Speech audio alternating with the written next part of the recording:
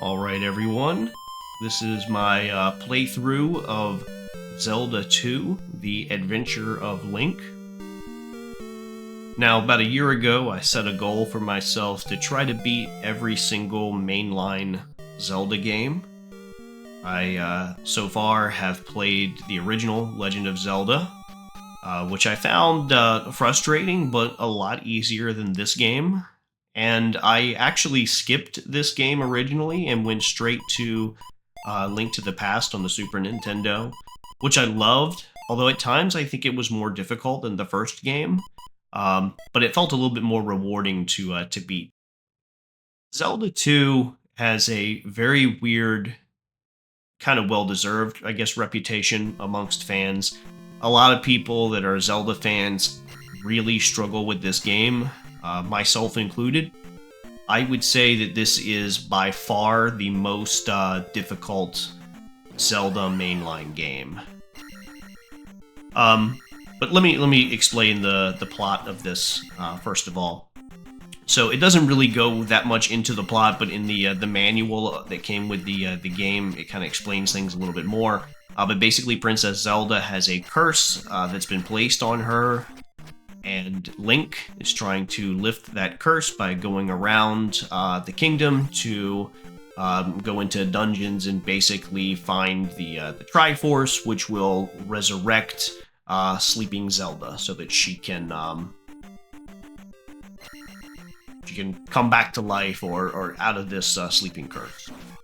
Now, the game is a combination of an RPG and a side-scroller, which was pretty novel at the time.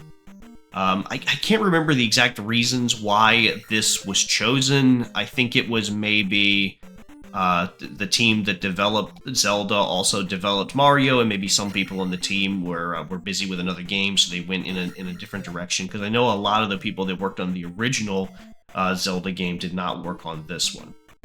Now, you saw on my screen, it popped up that I had leveled up. So, as you gain experience from doing random encounters, this game actually has kind of random encounters. Eventually, I will start editing these out, but in the beginning, I did leave them in the footage. But later on into the game, because there's so many random encounters, I edited a lot of... Yep, you see right there, I started editing some of that out. But these random encounters, you can gain experience and you can level up. But you'll notice that when I had my first opportunity to level up, I actually did not level up. So there's like a strategy to that. When you level up your health, it actually heals you. So I had full health, so I didn't want to level up. I decided to save it, because you do earn health in this game rather quickly. I mean, you do earn experience in this game rather quickly. So there'll be plenty of other opportunities for me to level up and everything. But yeah, you can level up your magic, your life, and your attack. That's pretty much it. And the highest you can go, I think, is level 8 for all three. At the end of this game, I do max out everything. I'm recording this after having beaten the game and edited all this footage together. Alright, this lady will heal you if you need health. So basically, in every town, there is a lady that's kind of like, you know, the Pokemon Center. If you played Pokemon games.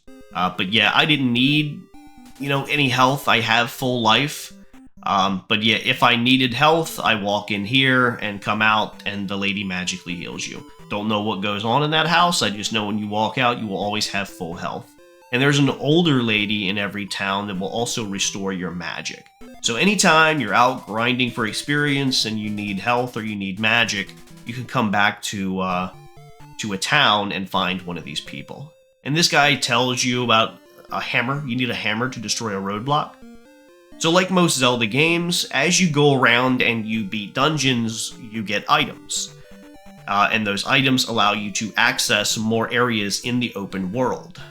So that guy tells us, hey, we need a hammer, and with a hammer, you can then access other places because you can block roadblocks. And this lady's telling us, make sure that we talk to her father. See if we can find her father here. Each town has a wise man. Yeah. So each town that you go to, you will usually learn a spell or gain something to help you on your journey. And look at this. This looks just like straight out of Mario Brothers. Like literally straight out of Mario. In Parappa Desert, use this magic to survive. So he gives us a shield spell. And shield spell is like one of the most basic spells in the game that you can use.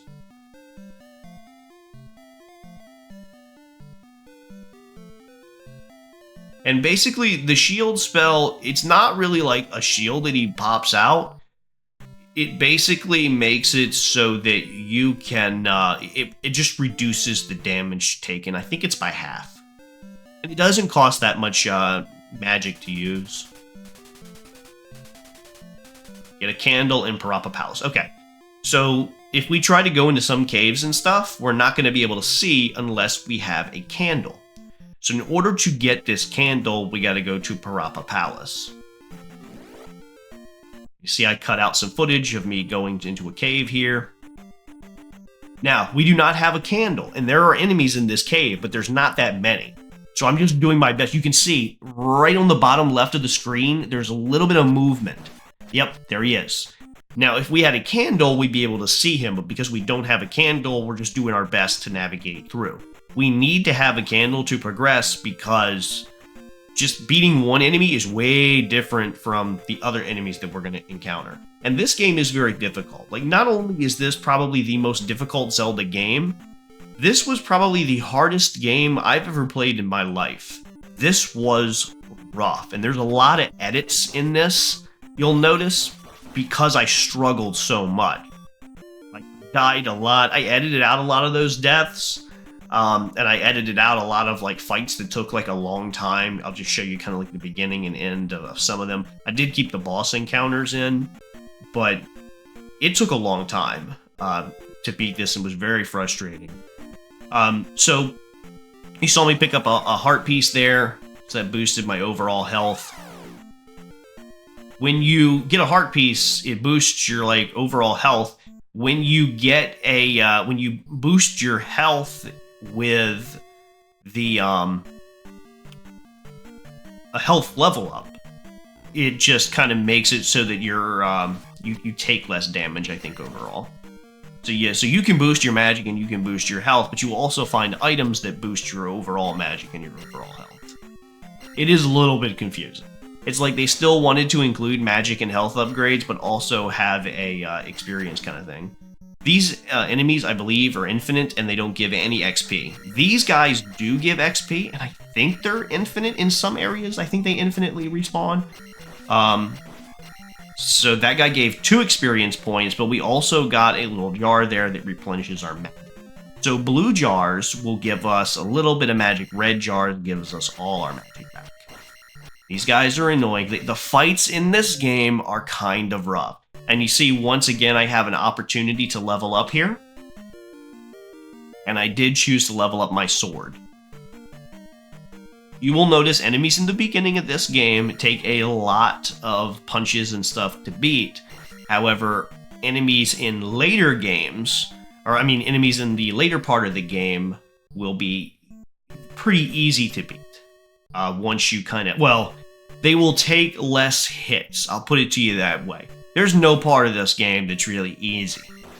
I mean, even just walking through the town, like later on in this game, you're going to find a town that's completely overrun. So like, even when you get to a town and you think you're safe, you might not be.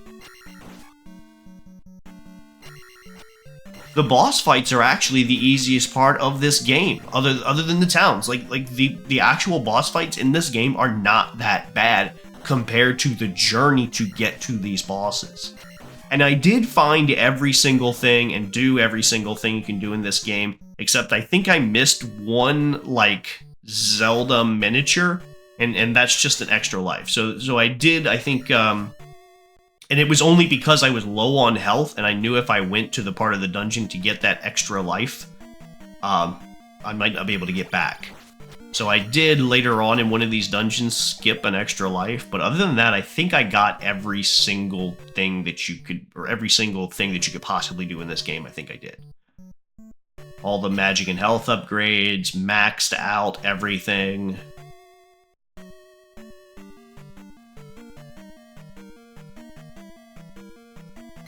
Alright, we're gonna skip that elevator for now and continue going here to the right. Those balls can give you lots of experience points, but with a level 2 sword, it's best to avoid them at this point. But later on in the game, they are like the best thing to use to level up and grind experience. Alright, you see we have a level up opportunity again, but I skipped it. The reason why you sometimes want to skip things and plan stuff out, when you get to the end, and I actually messed it up in the beginning here, but like I was trying to plan, but didn't really know that much about the game at this point. But when you get to the end of a dungeon and you beat the boss, you will automatically get a level up. So the strategy is to get a level up right before the boss, so that way you will instantly gain a ton of experience by beating the boss.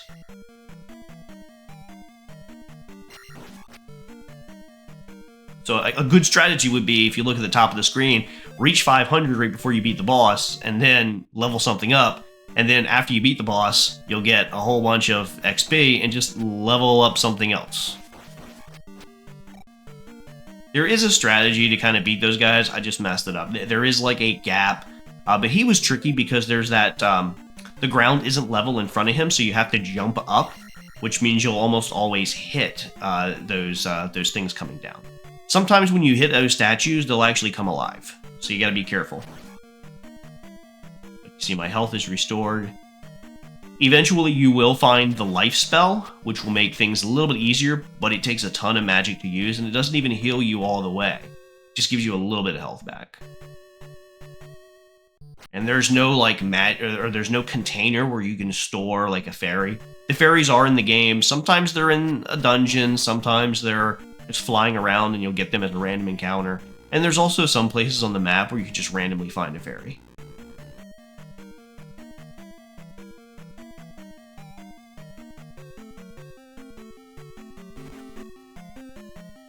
Alright. And again, we don't want to mess with those things just yet.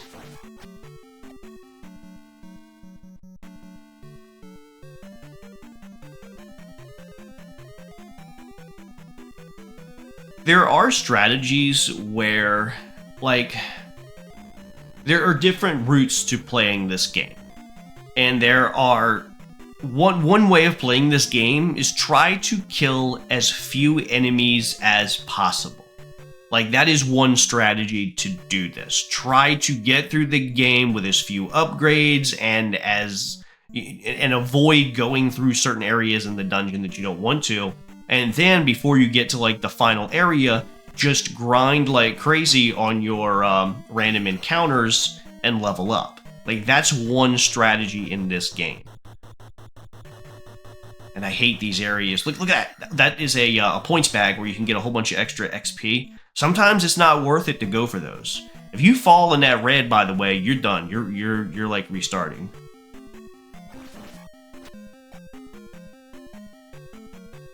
Another pain is sometimes you don't restart, or you end up restarting way back at the first palace if you die. Right, and I used a shield here, I think. Let's see how he changed colors there. Now, if I had a more powerful sword, he would have only taken like 3 hits. We haven't upgraded that yet. These things are a pain in the early game. They do get easier to beat, but notice how they block you at every time. You have to jump and slash. You have to jump and slash. And you have to time it perfect or else he'll hit you. It gets annoying. They do get easier to fight once you get used to the pattern and you get used to the motion. But you see, I am very close to dying here. And there's the candle. That's what we came for. Our candle. So now we can see inside of those caves.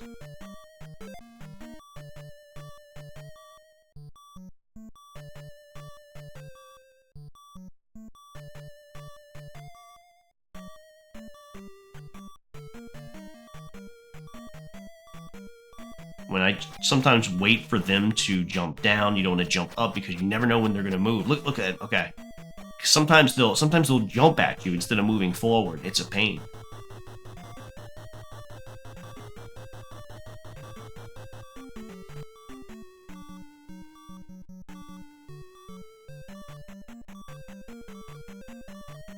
Once they go off screen, it's relatively safe. Like, sometimes if I'm fighting, like, an enemy that takes, like, a lot of hits, if you kind of, like, push them back so they go off the screen, you're usually safe. And again, don't mess with them. Maybe when you get up to, like, a level 3 sword, you might be able to take out those floating things. But not until then.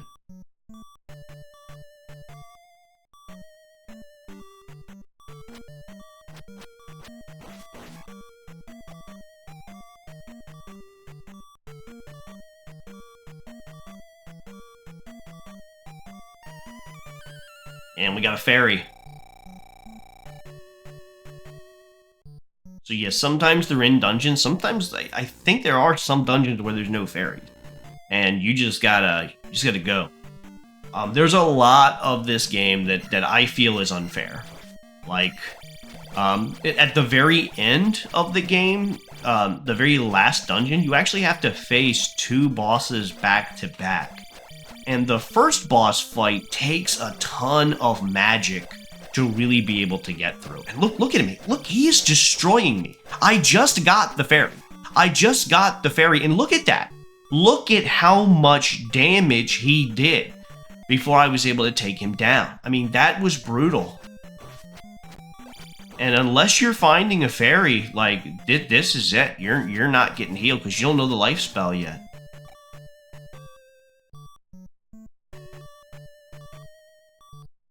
Well, look at this. I got my shield up. Now he's a little bit easier because there's no, the ground is flat in front of you, so fight's a little bit easier.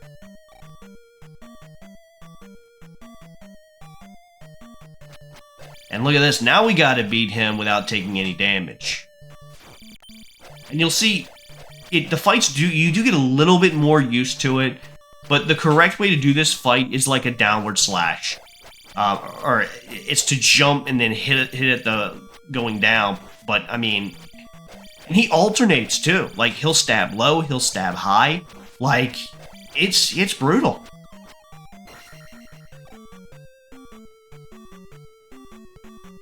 So I got full magic now, but just barely any health. I mean, like, 1 hit, and I'm literally dead. And you see the curtains, that's usually a sign that a boss fight is coming up. And we got Horsehead. Horsehead's not that bad. There's actually easier bosses towards the end of the game. But Horsehead, you just gotta hit his head and dodge his... Yeah, I mean, like, the bad guy that we just fought on the way here was much harder than he is. You know, he'll swing that thing, so you just hit and run. You just hit his head, run back. Hit his head, run back. Hit his head, run back. And you see, I'm misjudging my jumps. Because I'm playing cautiously here. So, you know, I edited it out, me just running up to him and swinging and missing. But there we go. And, we just got... See, I misjudged it. If you look at the top, I got 491. Man, if I had had 500 before going to that boss, we would have leveled up there, and then we're going to level up again. Like, see, I totally messed up. Because... it restores everything, it gets us up to 500, and man... And I boosted my life, but that's what I should have done. See, if I had leveled up, I could have then boosted my my life spell, and then I would have healed myself right before that boss fight. And because I waited so long to level up, that's why I'm getting so many level ups right now. So I've got everything at level 2. Boost the health up again to level 3. Health is my favorite thing to boost. But I guess you really should prioritize weapons, because they make your life a lot easier if you have a more powered up weapon. And remember, I am skipping a lot of these random encounters. You see, sometimes you can hide in certain areas and they won't hit you. if you're not in the mood to actually fight a random encounter. But they do give you experience points, so you don't want to try to dodge every one of them. And trust me, you're not going to be able to dodge every single one of these encounters. These random encounters are brutal. Like, I mean, they'll just, like you see that? I had no opportunity whatsoever to dodge that.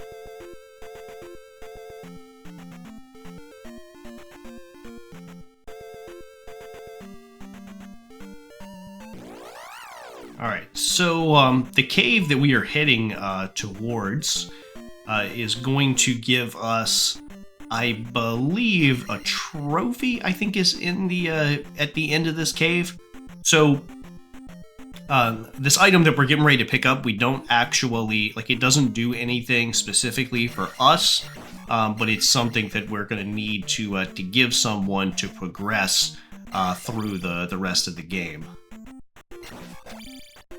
And you can block those fireballs. These things are annoying. But there will be far worse enemies later on that do that are even harder to beat and even more aggressive.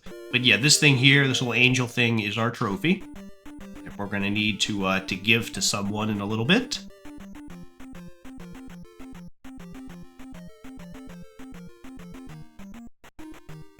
Those bats are annoying.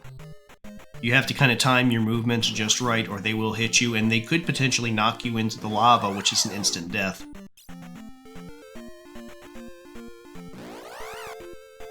And there's where we started the game at. I'm gonna go down into this cave here.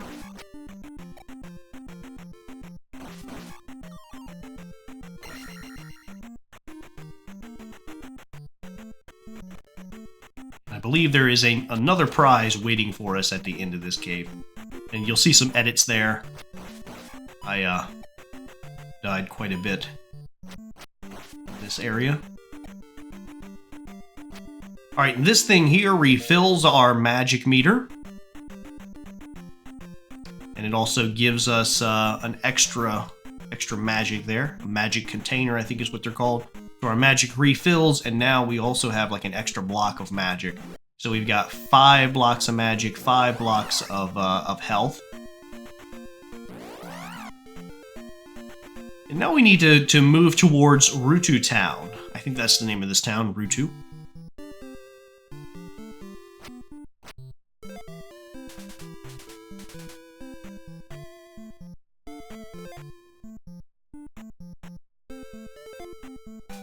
And remember, there are people here, like this lady, the lady in red, who will help heal us. Remember, we go into the house, and she heals us all up. I don't know what she does to heal us, but whatever it is, it must be pretty good. And I believe this is the old lady that restores our magic, but we don't need any magic restored. Is this error? I think this is error. Yeah, okay, so I thought this was actually an error in the game, but that is his actual name, and you're going to meet somebody else who's friends with Error a little bit later on.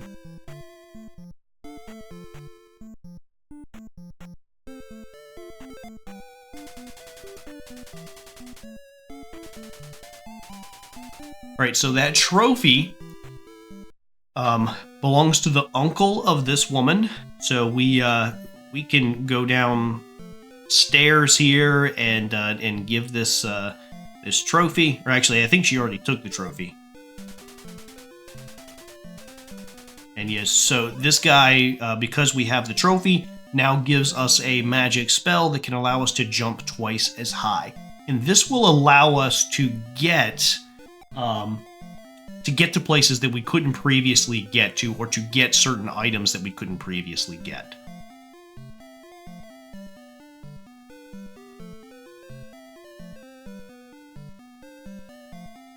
My cat's sitting next to me purring. I don't know if you... or meowing. I don't know if that got picked up on the microphone. And you can talk to some more people here. I don't think anybody else tells you anything really significant here. Like, they all kind of give you little hints, but like, if you know where to go, you know where to go. But if you didn't, like back in the day before the internet and YouTube videos and guides and stuff, you would have to actually talk to these people to know what to do. Like, that guy's like, hey, don't go south unless you have that candle. So yeah, so we wouldn't be able to kind of get through that cave to the south without a candle. Since we have the candle, we've got the double jump ability, we can head south to kind of like the next area.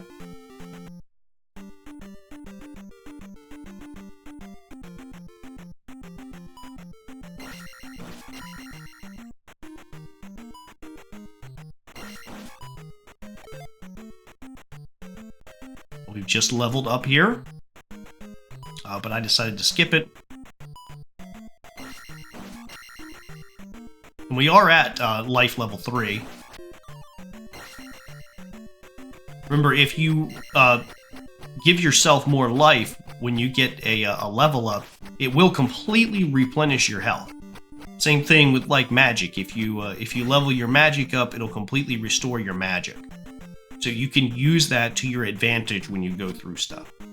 Hate those things. They'll get easier when we have the up slash and down slash, or down stab and up stab.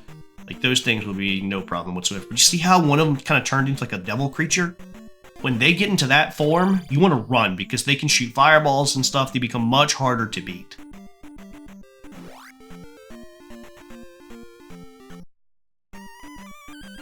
And here we have a fairy. Take a running start too. Should be able to jump up. Also around here, you'll see that boulder. You actually need a hammer to be able to get that boulder out of the way.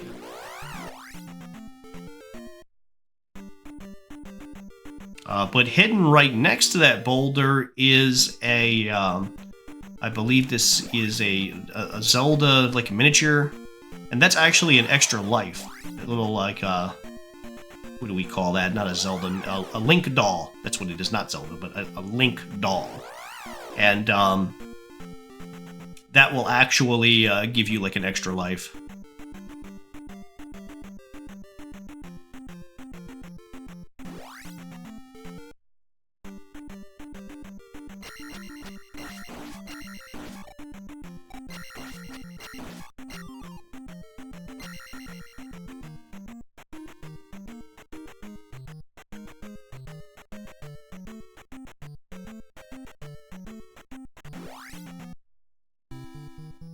Alright, this is a hidden area. Let me see here. What's this guy say?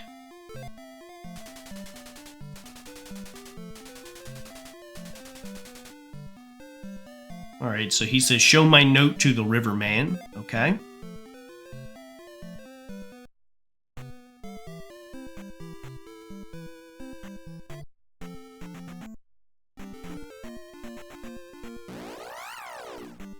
So many random encounters. You see how some people, and I've almost leveled up, you see how some people literally say, hey, avoid all the monsters in the dungeons that you can, and just use, oh, and there we go, we got to level up, and we're going to go and level up the sword, and that will, every time you level up the sword, the enemies do get much easier to beat.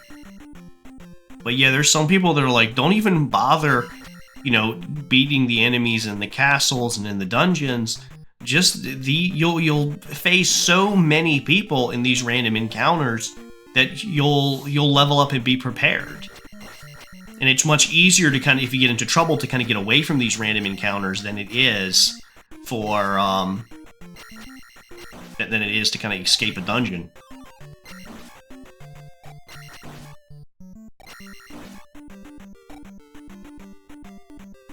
And you see here, I'm just steady, like, you know, racking up points. Already 130. And our next level up is 300, so already halfway to another level up. And what we are doing is we're headed towards the water town.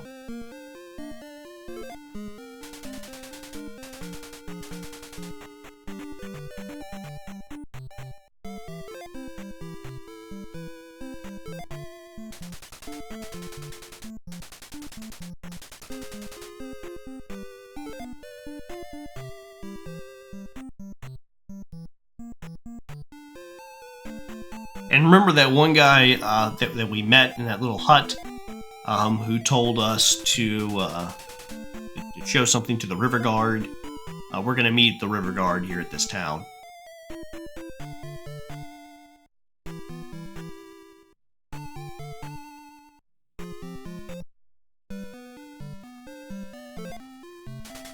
Alright, this is a very famous piece of text. Link is famous for being a silent protagonist, so I believe in all the Zelda games, that is the only time Link actually talks. He says, you know, look, I found this mirror.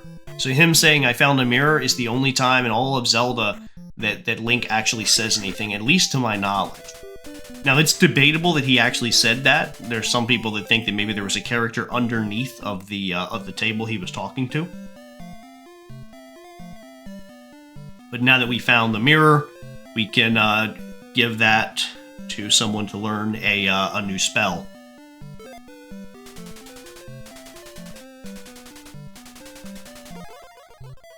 And we're going to learn the life spell, which is the most useful spell that we will learn this entire game.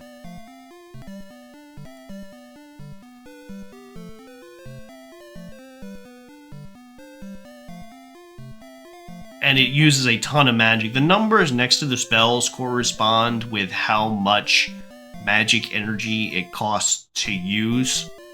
So the higher the number, the more magic it uses. And you see that life spell uses 70. So a life spell costs like 5 shields.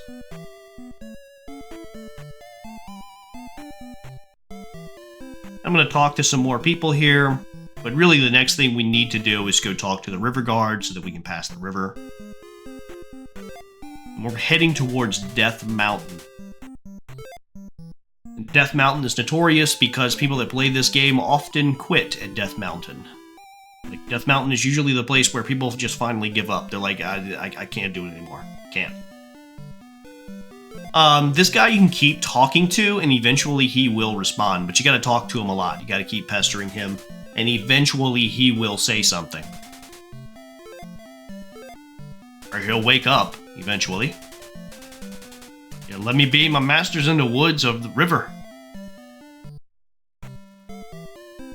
Alright, let's keep walking here. Talking to everybody. There's the woman in red that will help heal you.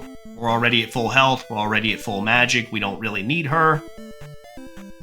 Here we go, we're at the river. Let's go talk to the river guard, and we'll show him that note.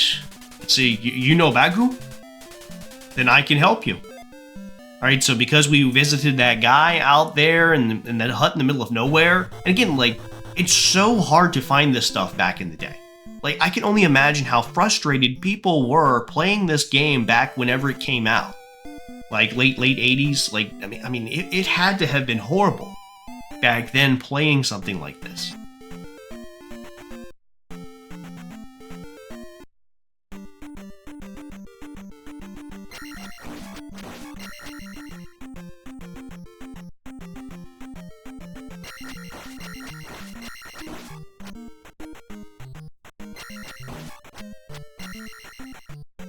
Alright, so we've crossed the river.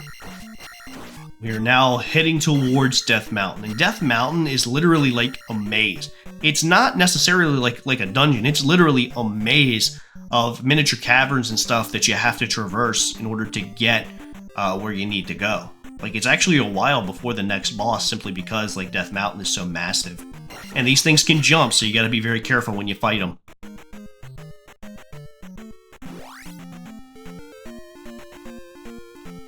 And again, playing this game years ago, knowing what tunnels and stuff to go through, you could easily get lost. It's so frustrating. And can these guys be destroyed with the magic spear? Yeah, okay. So you can actually take those guys out with the magic from your dagger, or from your sword.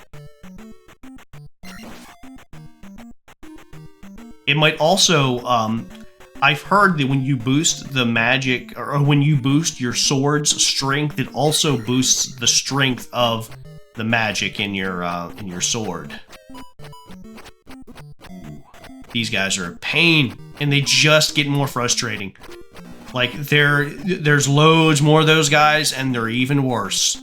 Like later on, there will be knights that that throw daggers at you and have armor and will block every attack with their shield. Like it's so annoying.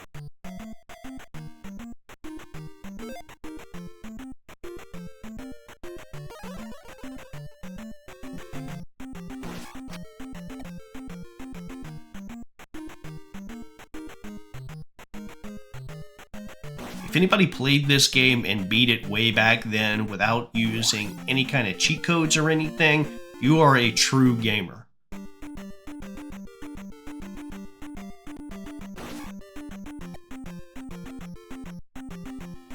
Again, you gotta watch those bats. I move very slowly through these caves simply because I don't know when those bats are gonna fall from the screen. There we go. Don't think the blue ones transform into anything. It just the red ones will actually turn into like a giant Tyrannosaurus Rex thing. Look how little our magic increased by picking that up.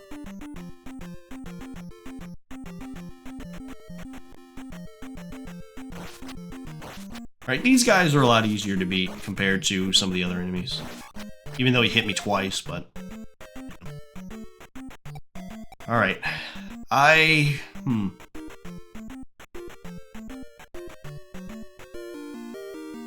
Yeah, you don't want to skip that one. So that restores your magic. So if it comes to between restoring your magic or restoring your health, restore your magic, because you can always use the life spell to restore your health. If you have magic, you will always have health. And look at that, we got a fairy. So now we're healed. So it was a smart call.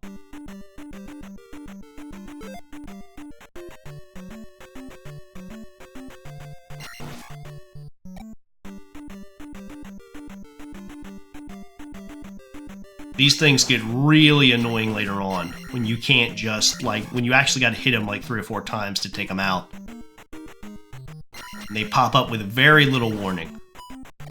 And give such little XP for how frustrating they are. And I think they spawn infinitely. Like, I don't think you can just stand there and beat them. Like, I think they will keep coming. So you could use that right there as a grinding spot. And again, there's some people that play this game that will literally be... level 8 in everything, in all attributes, before they even get out of Death Mountain, simply because that's like their strategy. See, I should have used a shield there, then picked up that yeah, there we go, yeah. So use the shield, you know, power up, use the health spell, look at all those magic jars. Yeah, use the health spell, then pick up the magic jar. Uh-huh.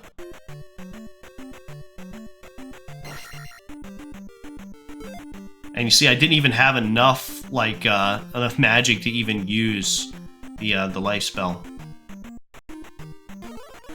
Because it uses... Oh, wait, yeah, there it is. Yeah. Oh, no, I still have not used the magic spell to restore my, my health. Okay, so, yeah, so I couldn't even use the... Like, it takes so much magic. Let's see how much it takes. Yeah, look at that. Just to heal you took almost every bit of the magic I had.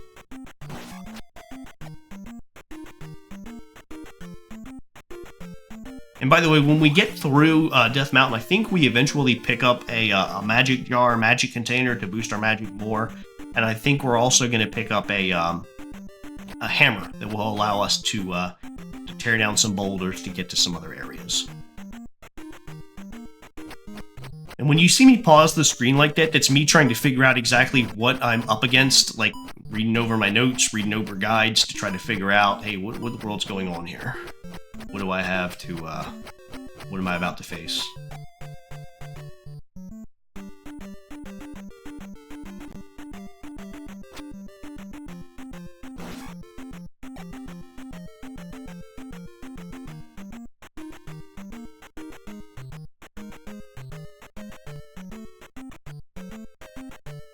I don't know if that respawned or if I just missed it earlier. See, this is a problem because you've got that thing that's going to swoop down at you. Yep, and you've also got the enemy down there.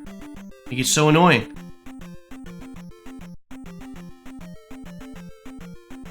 And I know when I move forward, they're going to come after me. Yeah, look at this.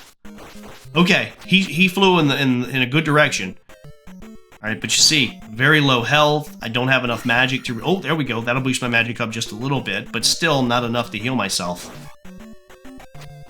And yeah, the best thing to do is just kind of like keep moving back and forth and, you know, dominate, you know, controlling the map, controlling the room.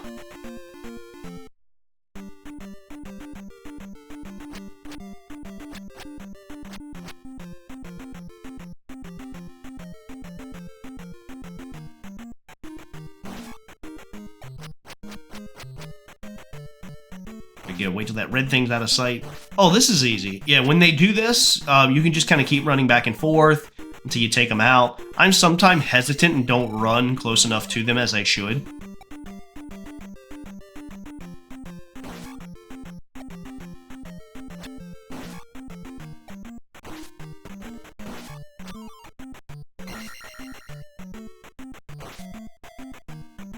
But yeah, when they get in that position, you're a lot safer. It's much harder for them to hit you.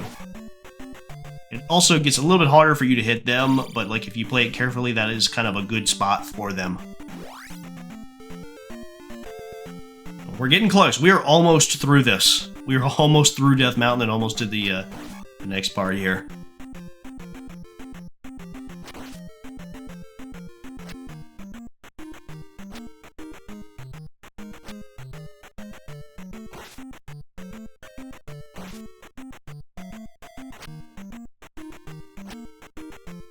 You'll see me kind of run back and forth, because, you know, I'm struggling to time exactly when I need to stop running so I won't get hit.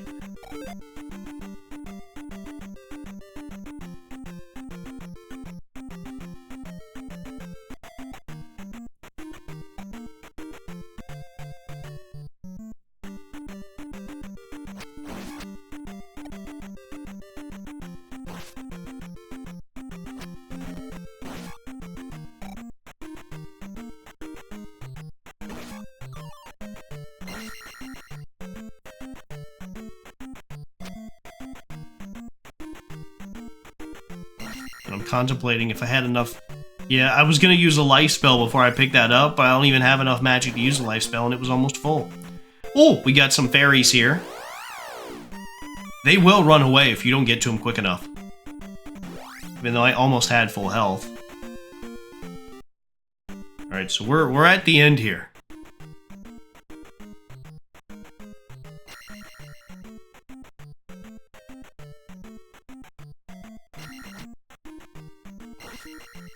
I think those things are called red Darias, but I'm not sure.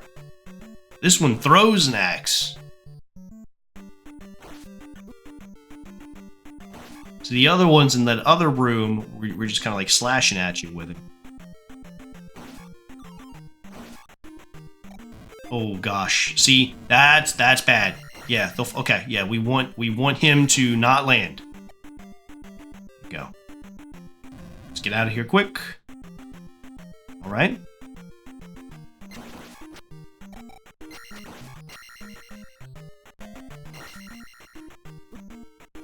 Yeah, the orange one's easier. Ooh, we gotta level up.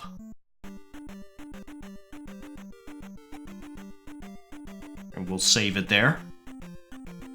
I could have used it to level up either my magic or my health, since you know, both of them were low, but 1,000 isn't much longer to wait.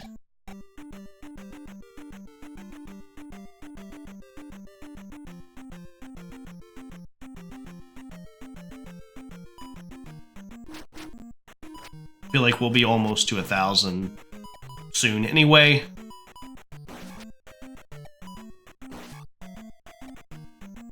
Alright, look at that, a dead end. See, some of these caves, you'll notice I won't explore when we go through these caves and these dungeons. I won't go in every single direction because sometimes there literally is no reason to go a certain way.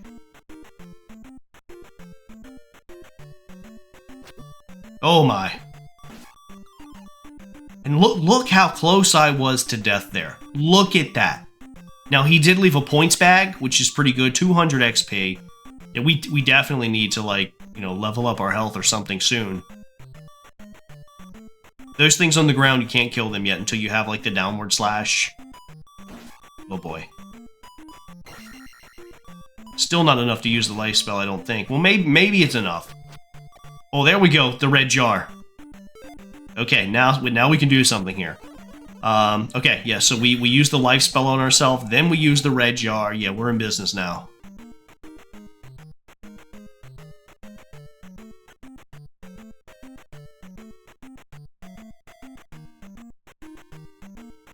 And again, we can't kill those yet. Some people try. Some people crouch down and try to kill it, but you can't.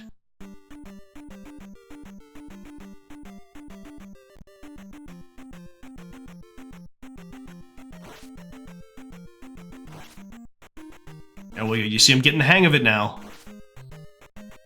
One more should do it. Okay, maybe two more. There we go. Alright, so we got 1,000. We can level up our sword. Now they'll be even easier to take down.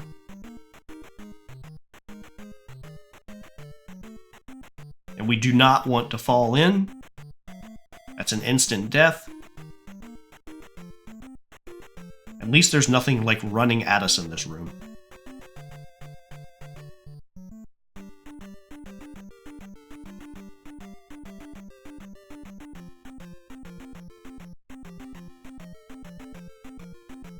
Oh my.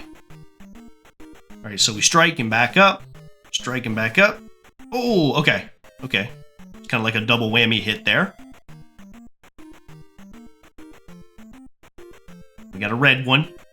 I think we're almost at the end here. Whoa!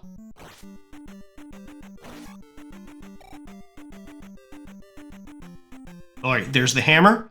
And the hammer will enable us to bust rocks so that we can get to other areas that we hadn't been able to access before.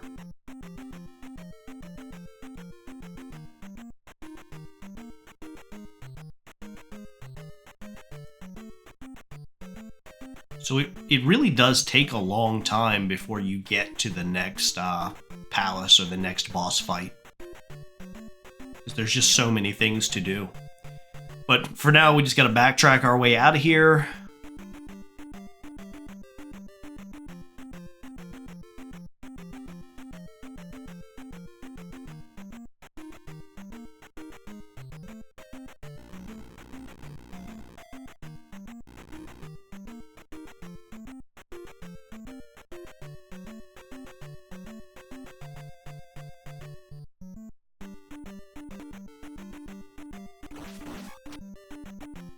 And again, this is the spot where I feel like most people that play this game literally just give up because of how frustrating it can get.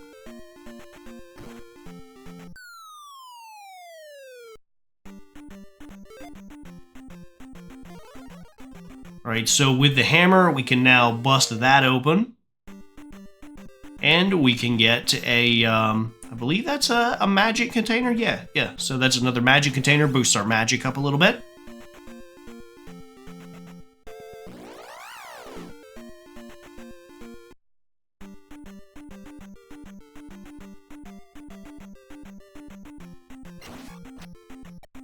And there's a lot of other things we can grab too around here.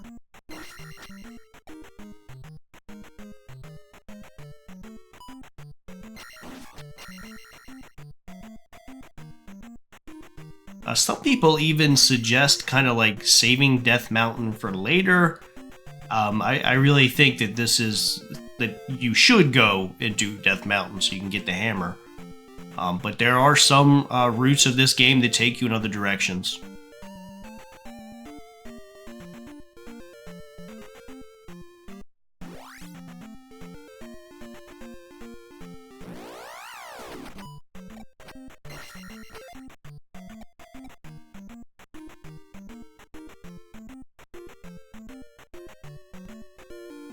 Alright, and that points bag that we just grabbed got us up to the next level. And we'll just boost up our life. So we didn't gain another life box, but it's now going to take more hits to actually beat us.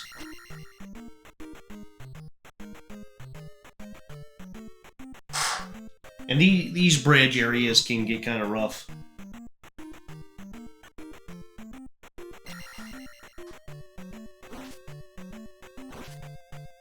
Especially with the bubbles. You know, the bubbles and the enemies, and they're throwing axes at you. The game is relentless. I think one of the reasons why America had such great, athletes during the 90s in terms of like sports was because the video games that came out in the 80s, like kids probably bought these games and then just kind of like, at least in America, just gave up because of how hard they were and were like, you know what, I'm just going to play sports instead.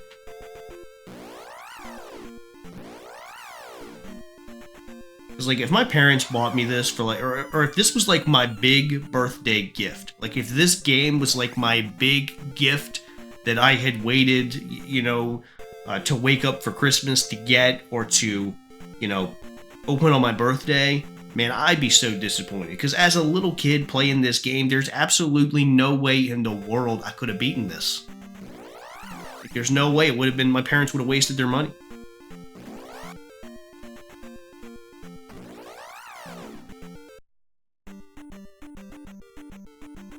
And what I was doing around here is I was grinding up a little bit. You saw like a lot of cuts and stuff there.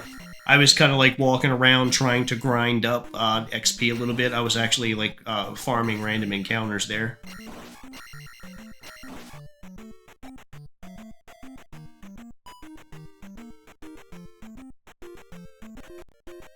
You see, we're almost all the way, we're almost to 700 again. Like, yeah, we put in some work.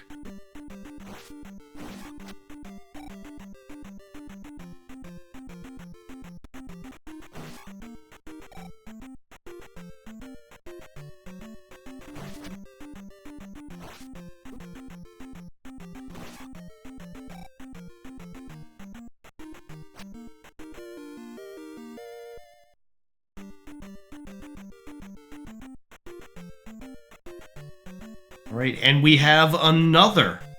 Oh, wait a minute. Is that a magic container, or is that the water of life?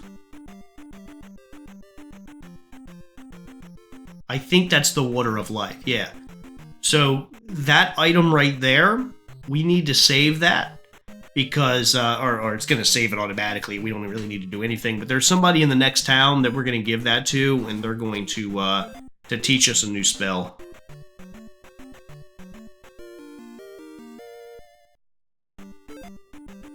Oh, and we hit 700. We can boost our magic up now.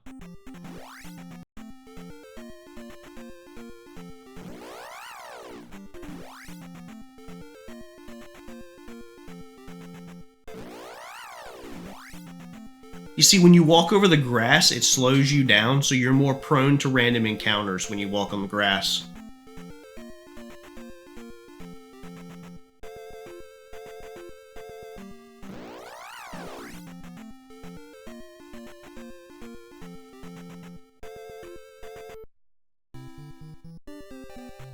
Alright, the cemetery can be very dangerous.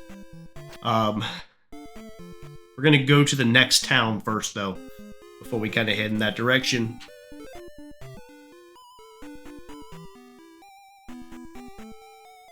And I believe the name of this town is Meadow, the harbor town of Meadow. Looking for the lady in red to heal me up. Come on, come on. Please let me help you. Come on inside. Alright, we are going to come inside.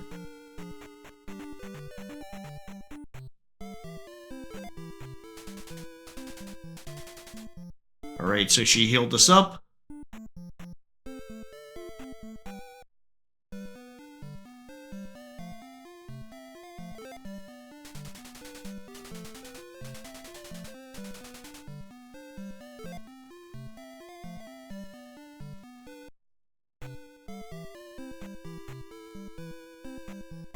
Alright, so this guy talks about Error. Our friend Error, the guy we met at the other town. He tells us we need to ask him about something. So, that confirmed to me that Error is not actually a mistake, that's his name. Maybe in Japan there are kids named Error.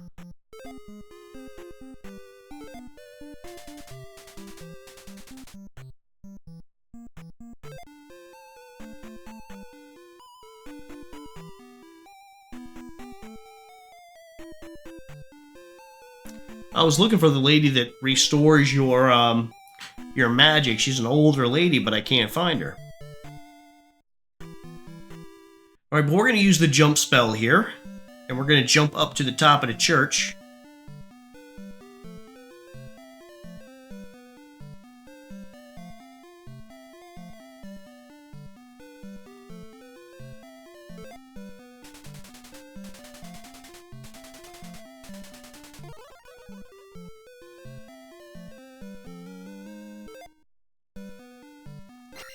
And we are going to learn the downward stab. This is an awesome move. So when we jump and press down, we'll be able to stab enemies that are underneath of us. You can also use this tactic to get away from enemies.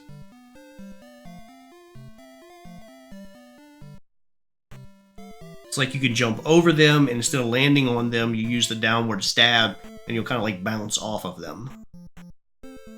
So if you want to get away from random encounters, that's a good kind of strategy to use. Right. Is this the lady? Stop moving.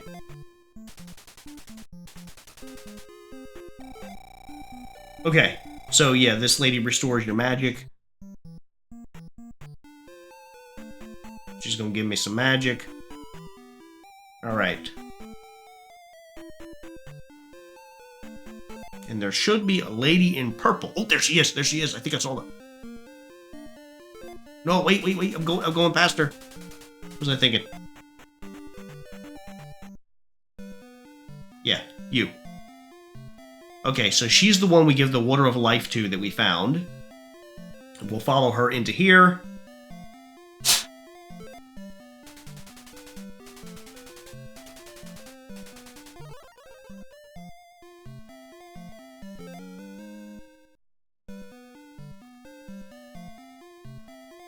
And we're going to learn a new magic spell here. The fairy spell. We are not going to use the fairy spell that much. It doesn't make a fairy appear that will heal you. It literally, all it does is it turns you into a fairy. Now this might seem a little stupid. It kind of is. But basically, you'll be able to kind of fly to areas that you couldn't access, even with the jump spell. The only time it's really, really useful is if you want to get through an area where there's a lot of enemies on the ground, you can fly over top of them. That's the only time that spell is really useful, but it's so expensive. It's the same cost as a life spell. You're better off most times taking your chances and then fighting and then healing at the end of the fight.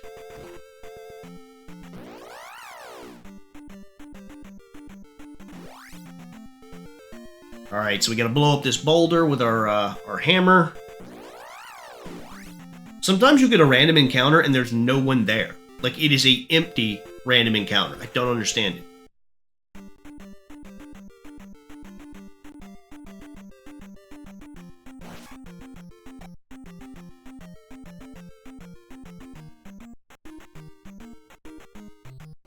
And there you see the downward stab there in action.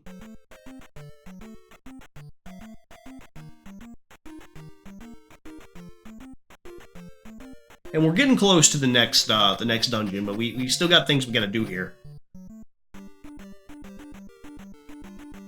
Oh gosh. Boomerang guy is back.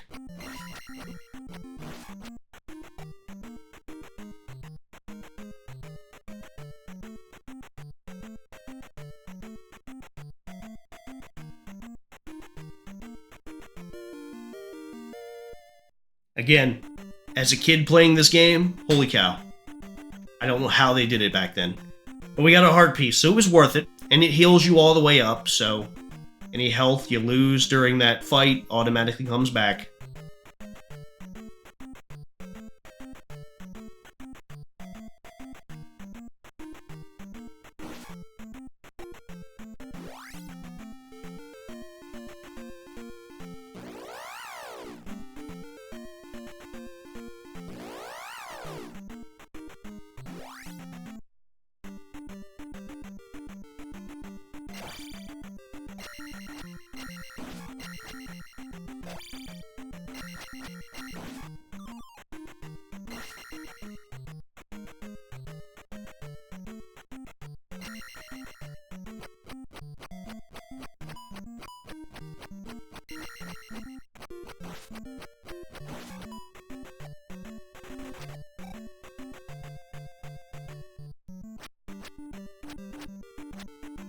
Now we got orange boomerang guys that do even more damage. And take even more damage, of course.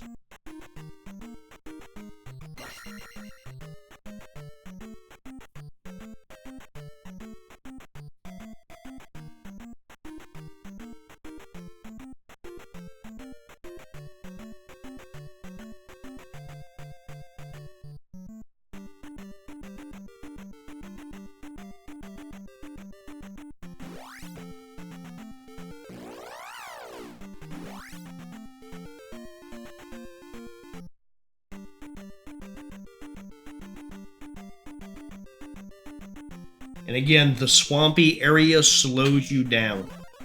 There's a red in like the middle of the swamp. There's a red potion that heals you up,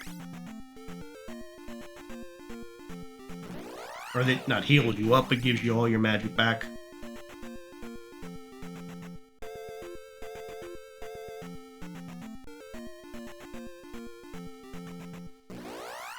And we got a fairy, but I don't think I need the fairy right now. And there you see the next palace.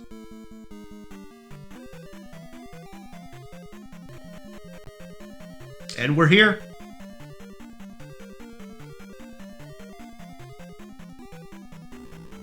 Now at the beginning of every one of these palaces, you can strike the statue that's out front, and you'll either get an enemy to face or a red potion. I didn't do it this time, but in future palaces, I think I will. My magic meter was already full, so there was no need to.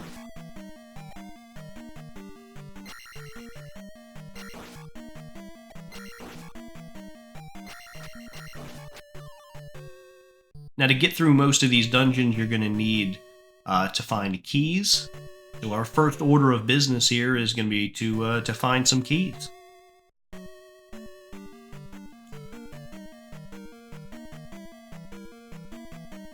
Alright, so remember, when it's just kind of like a flat area with no obstacles, these things are not much of a challenge.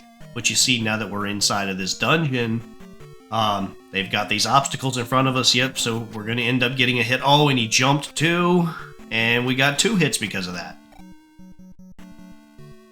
Now, because we have our sword powered up, he went down quicker. I go up top and then drop down on him, maybe that's the best, or just avoid him. There's one of the keys that we're going to need. Trying to take him out first. Oh my gosh. Alright, there we go.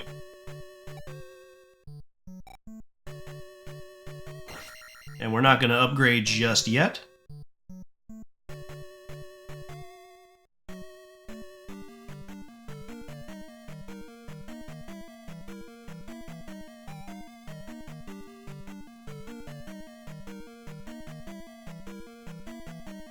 Alright, so you see those blocks on the ground. One of the items that we're going to find in here is called the Handy Glove, and that glove is going to enable us to bust those rocks. So those rocks that we're walking on right now, eventually we will find an item that will enable us to bust through them.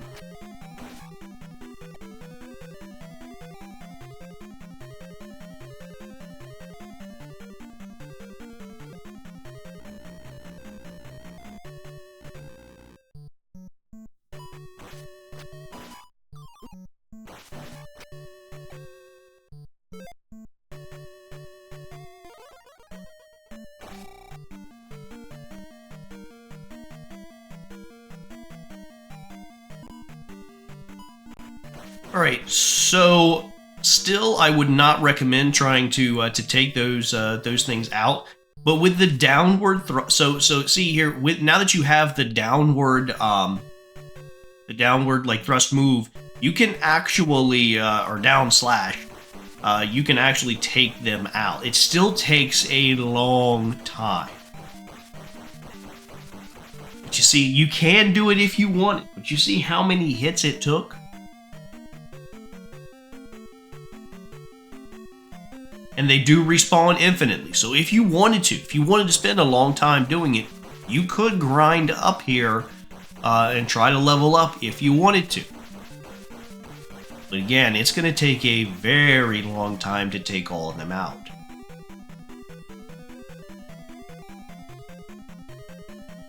And again, look, look how quickly they respawn.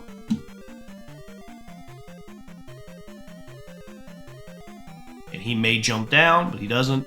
And again, these boxes, we're going to be able to chop them down soon. There's that thing up top there. And you see what I did there? You see how I jumped over top of him by using that downward slash? That's like a strategy you could use if you wanted to avoid enemies. Because it doesn't damage him doing that, but you can hop over him with it and avoid the fight with him altogether. That's our second key that we need. Eventually, later on in the game, you find a master key, so you don't need to worry about collecting keys, but by the time you find it, it's not that useful anyway.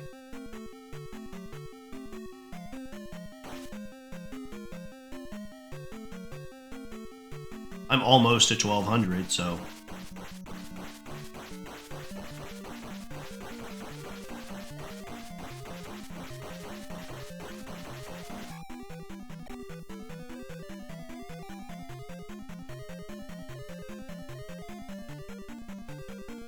But yeah, if you wanted to just grind all the way up, you could infinitely beat them. So there are little things in this game to make it more fair to people that are struggling. So I guess, in a way, even though the game is frustrating, even though it is very difficult, there are things kind of built into it to try to help you out. And you see, I upgraded my life and it completely healed me.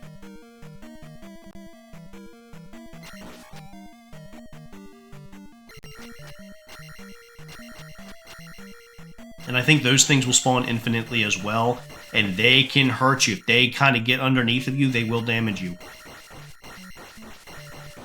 Like, I got really lucky with these hits here.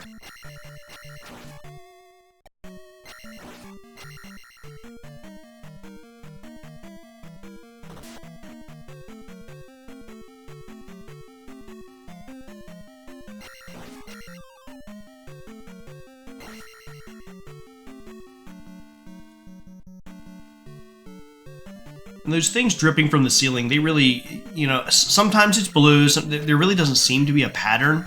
Like, sometimes you get the red drops, which can damage you, and then sometimes you get the blue drops, which actually turn into enemies. And they will spawn infinitely, too. So you could stand there and you could try to farm the magic, or, you know, the magic potions.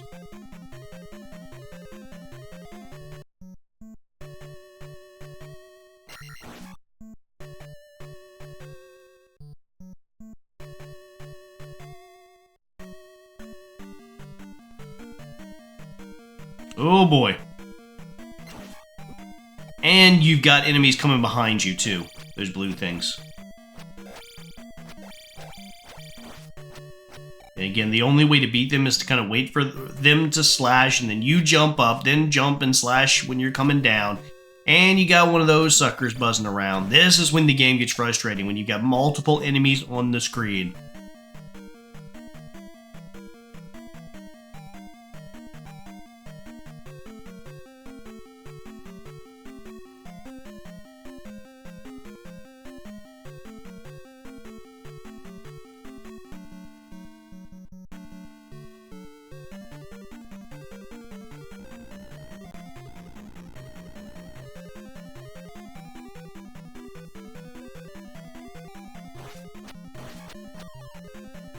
Oh, we got a red jar here.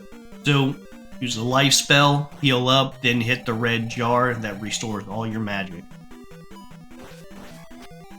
If you find one of those, the first thing you want to do before you, you take the red jar is to heal yourself up to full health. Using the life spell. Alright, so these boxes, you want to get through them as quick as possible. Those are the boxes. Again, in a few minutes, you'll be able to bust them out.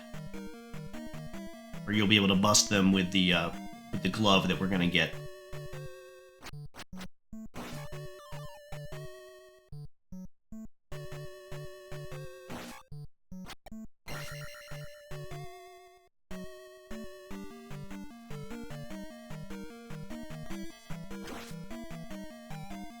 And I think it's so crazy how they can just walk through the doors that are locked without damaging them or anything.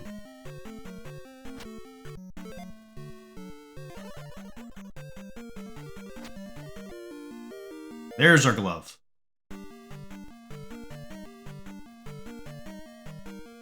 I was hoping that when we touched the glove, it was going to restore our magic and our health, but it did not, and I was very disappointed.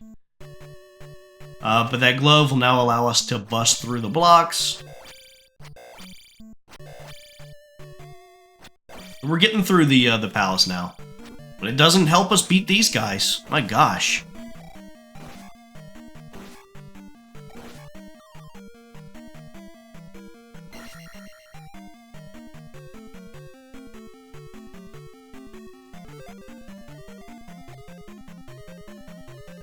Alright, so whenever you see one of these statues, you use the jump spell to kind of jump up there and then swipe at them, and there you go. Now you got like a 50-50 chance. Sometimes the knight might actually come alive.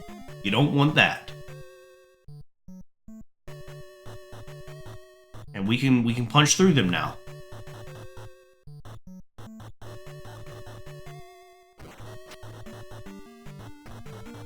You gotta watch out, because they will fall on your head.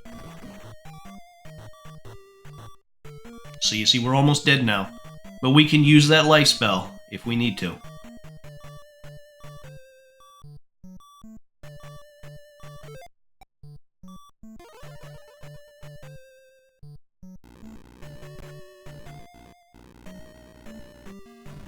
They can drop fire, yeah.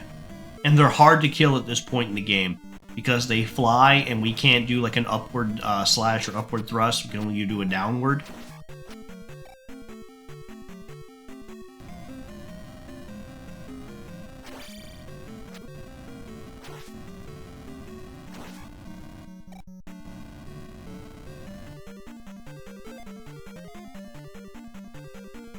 Look right now, low on health, low on magic. And this is only the second palace or second dungeon in the game.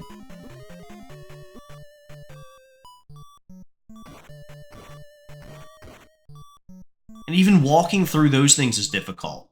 Like, everything about this game is hard.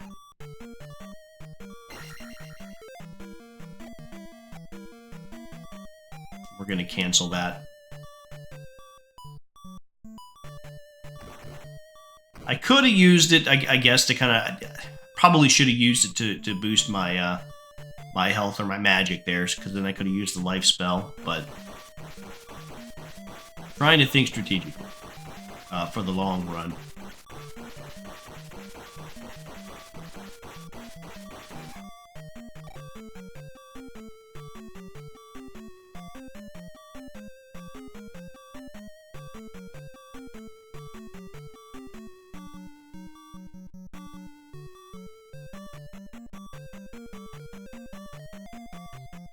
If you time it just right, you can take them out.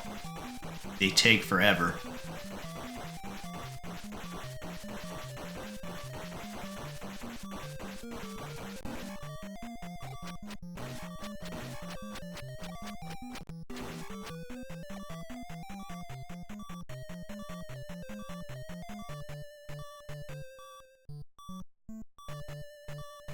And again, you don't want to move until one of those things move. Because you never know when it's going to jump or whatever. Get some more XP there. Working our way up to 1500. And these things spawn infinitely and they give you no XP whatsoever.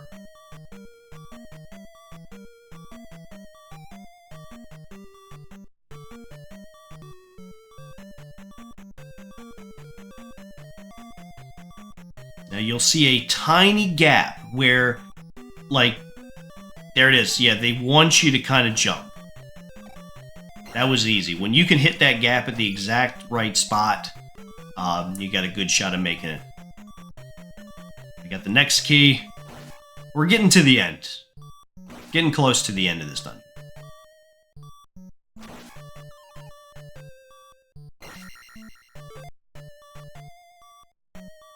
There's a point bag coming up. And then I think the boss fight.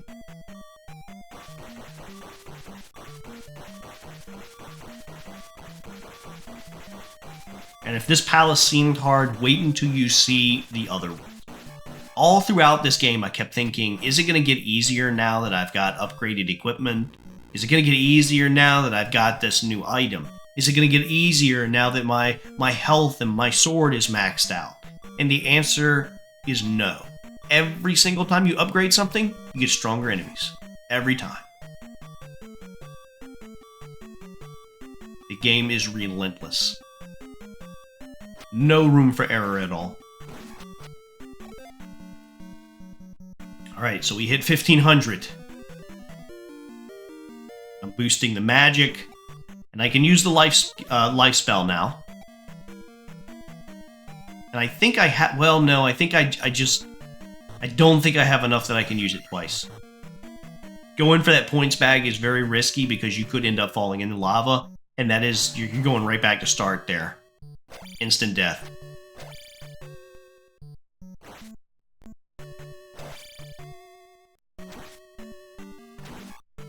Alright, so we are almost, I think, at the boss. Just got a few more enemies to take out before we get there.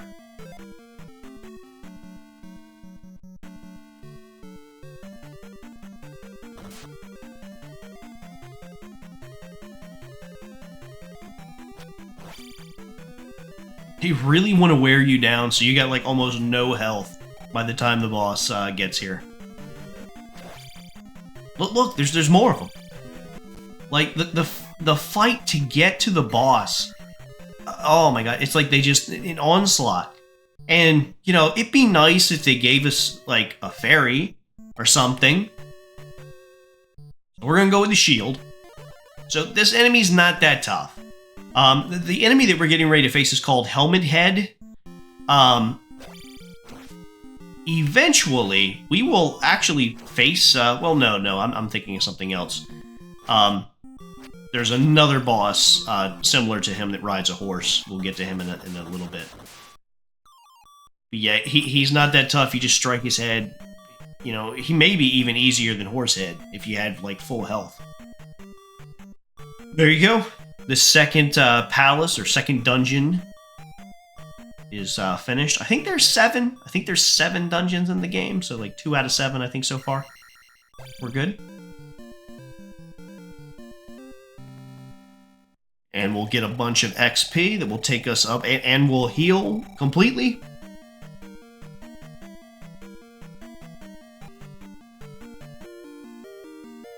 And I boosted my life.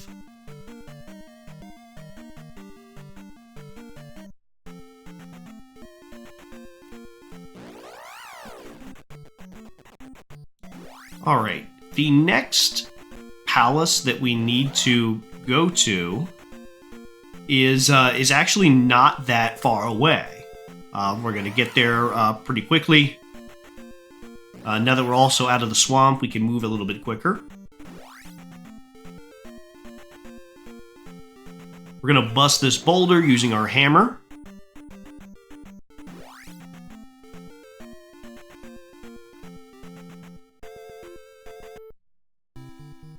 Alright, this is the King's Tomb, where the King of Hyrule is buried. There isn't anything really useful here, but basically this kind of serves as a marker. I think if you go back and talk to Error, he'll tell you to walk due south from the King's Tomb, and he's basically telling you the location of a secret tunnel that's going to take us to the Island Palace, which is where we're headed now. We're also going to use the fairy spell, so you can see how this fairy spell works. You basically just turn into a fairy. You can get into areas you couldn't get to, and I will sometimes use that. I think I use it at least one more time to avoid enemies. Like, if I used it right now, I could fly over top of all these enemies, and we wouldn't be, you know, getting damaged as much. We also wouldn't earn the XP we're getting either. But again, we can grind for that XP. That's another strategy. Avoid those enemies, and then grind with these random encounters for a bunch of XP. And look at that, here we are, at the palace. Now check this out. Remember I said sometimes you hit them and they come alive instead of giving you a red potion? Well, this one came to life. So I got 100 XP, that's really nice, and you can actually leave and come back. And we should get a red potion this time.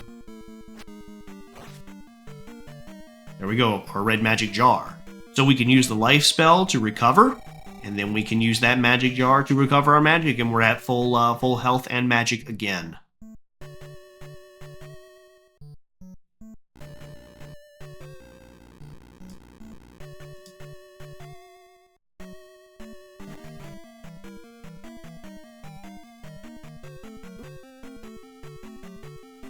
I don't believe this palace is all that long. These guys we can actually damage by jumping on top of him with the down slash, down thrust. These things we can kill the same way.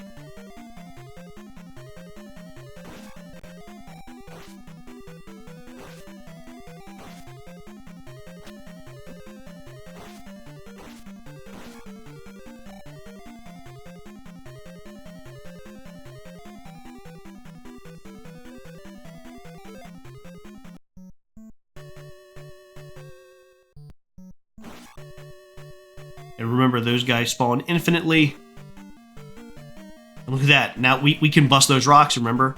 You can kind of, look at that, you can kind of trap them like that. That's kind of neat. So you can kind of set up traps for them if you wanted to.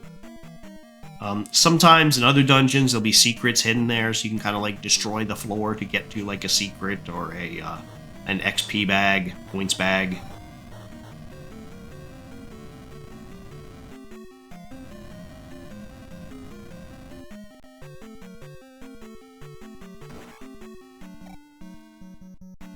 Yep, look, there's a key. So we have to go down there, get the key. So until we actually visited that man and learned that and also got the handy glove, we would not be able to get the key to this dungeon. So you see how like the game puts all these hidden barriers into the game to keep you from like they want you to go in a certain order even though it is an open world game. And a lot of the Zelda games are like that.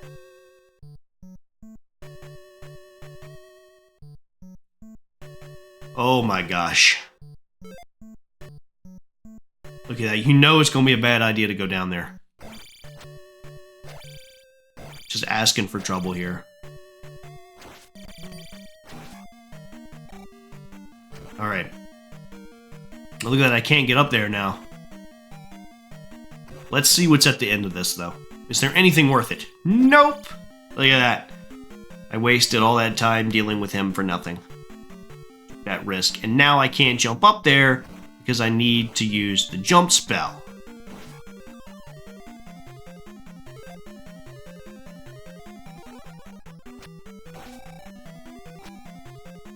Oh, wait. I can get up there. Okay. That's right. You can take a running... Yeah, you take a running start and you can jump up. It just takes a while. Or you could just, yeah, do that. You could just get rid of the top block and then jump up.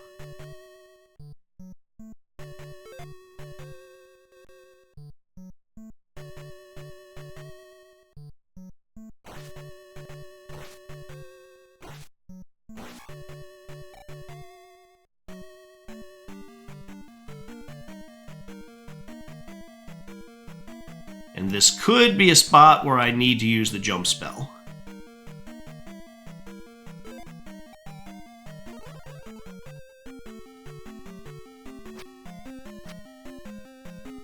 And I was just hitting that to see if it would come alive like the other ones. And now you see, like, in this section, you're actually, like, outside, which I think is kind of cool.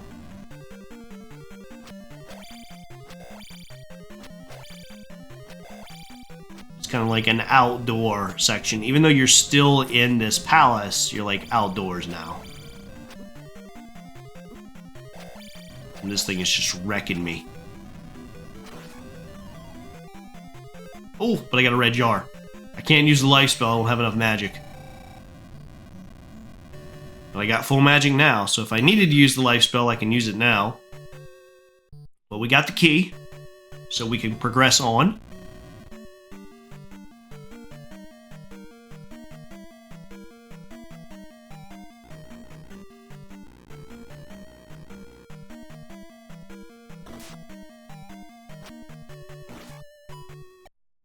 so we can get to the eastern side of the maze.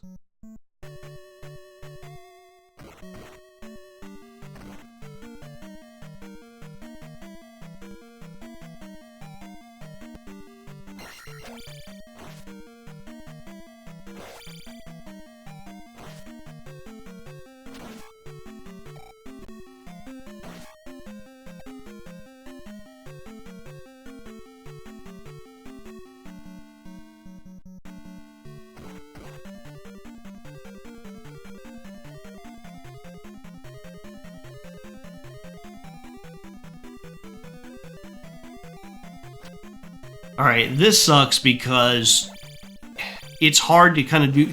The low ceiling really throws me off here. Because I gotta do a jump slash hit, but like that ceiling really messes me up. But we are getting, believe it or not, close to the boss fight. Because again, this is a pretty short palace. The game really starts to pick up once you get through Doom Mountain.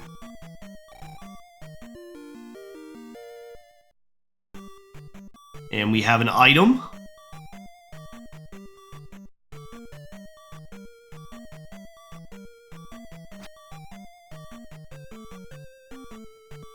And that's actually a raft.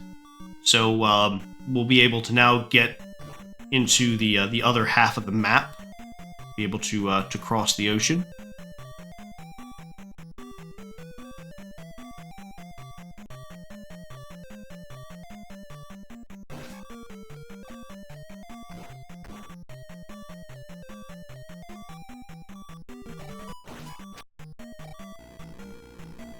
Oh, I hate this area.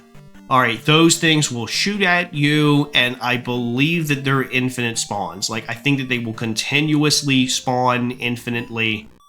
It's bad.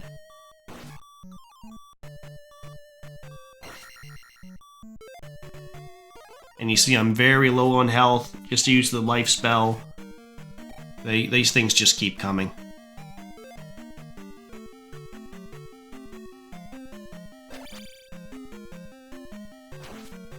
And again, you got like a low ceiling. Can't like hop over top of him and run away.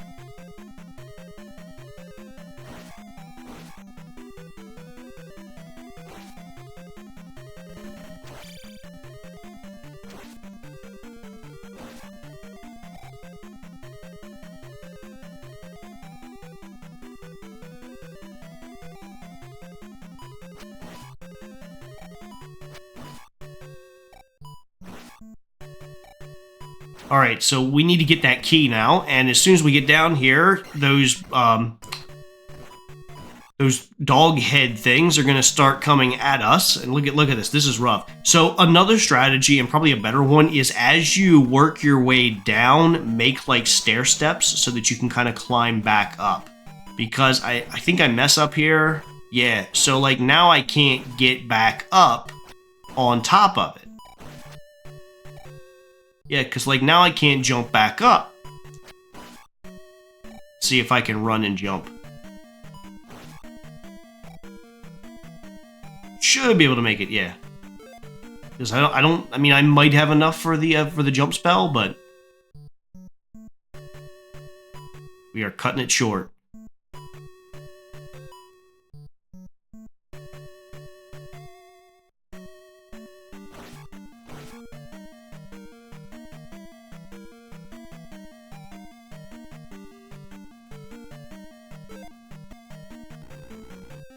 Alright, so we're headed down, opening up another door, and working our way towards the boss of this dungeon.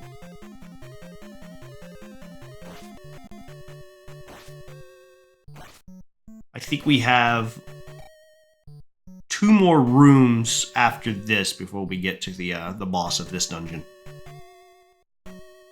You have a points bag up there.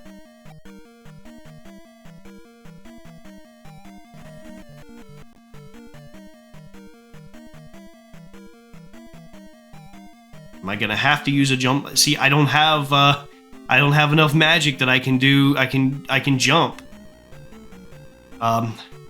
Yep. Not going to be able to get that points bag.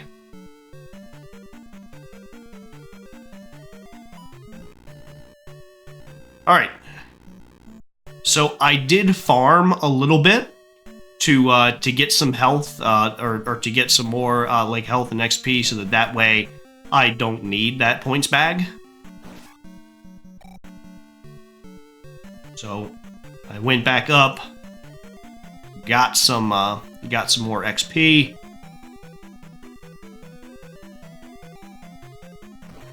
So that the points bag is not necessary.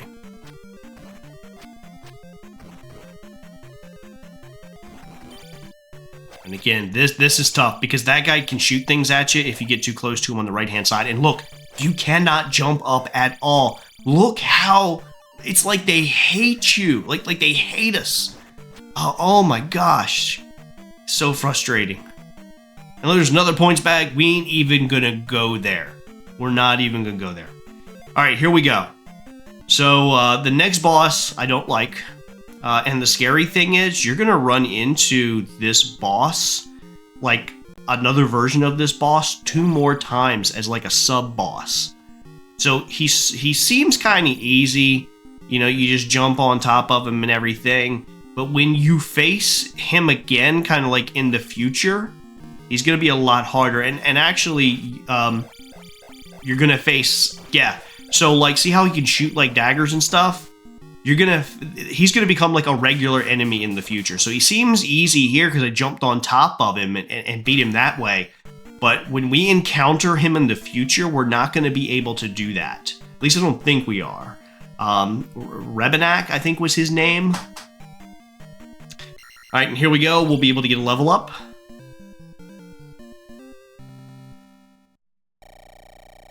And now we have the raft, so we can go to Eastern Hyrule. And we're going to level up our magic. So there we go. Another palace done.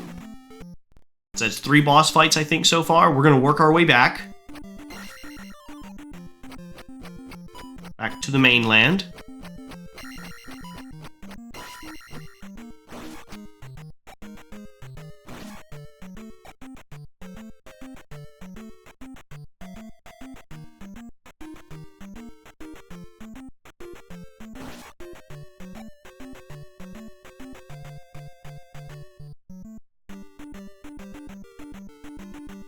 By the way, sometimes enemies do respawn in caves and stuff. Sometimes some enemies don't. Some enemies do. I have full magic, so I don't need that jar.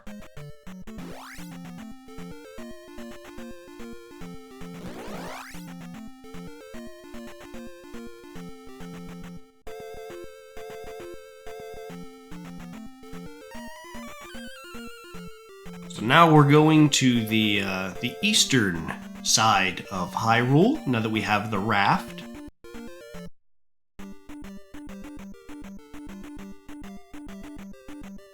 And those eye creatures are they're not that bad. So you can only hit them when their eye is open. So there was a points bag there.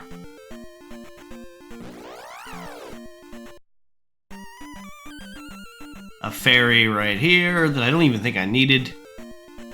But just showing off that it is there. And I got it. I believe this is Noburu, I think is the name of this town.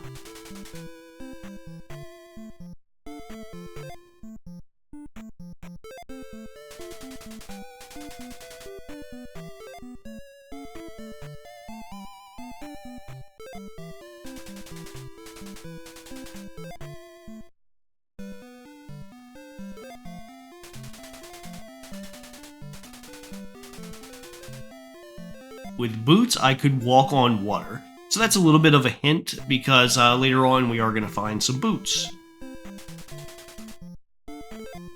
And this is the lady that restores your magic. We don't need anything because we are completely restored. We're all good.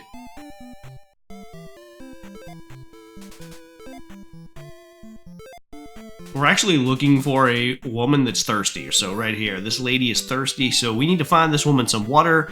And here we go, a water fountain that she happened to be 12 feet away from. So let's get her some water that she can feel refreshed, and maybe she'll do something for us.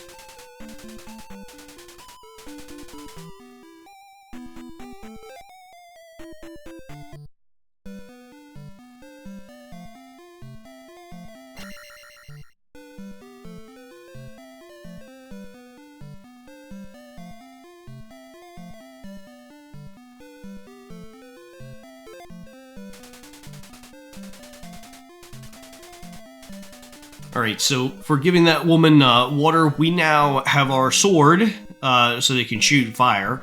But of course we have to pay for it, so there's a fire spell. Oh, by the way, I never mentioned this, but these spells, they only last as long as you're in the room that you're in. The moment you kind of cross into a different room, like when I did right there, the spell would go away. So when you cast these spells in a dungeon, they only last as long as you're in that specific room in that dungeon. And the fire spell is not a spell I use that much. There are some random encounters and some monsters in the next couple of dungeons that you'll have to use the fire spell on in order to beat them. And there are also hard enemies to run away from, so it is a requirement that we're going to have to use this spell, kind of. But it's not something that, or it's not a spell that we're going to use that much, towards the end of the game at least.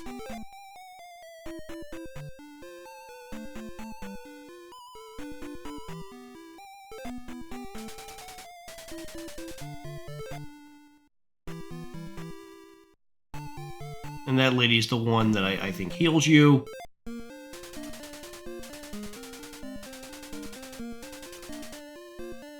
See a man in Darunia before the island. See, all these people give these really cryptic hints. Oh, and this thing here, if we keep jumping up and talking to him, he will actually respond to us.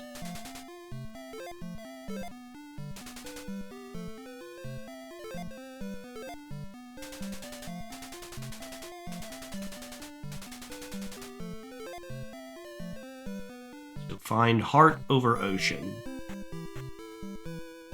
So I think that's a cryptic way of telling us that there is a heart in the ocean.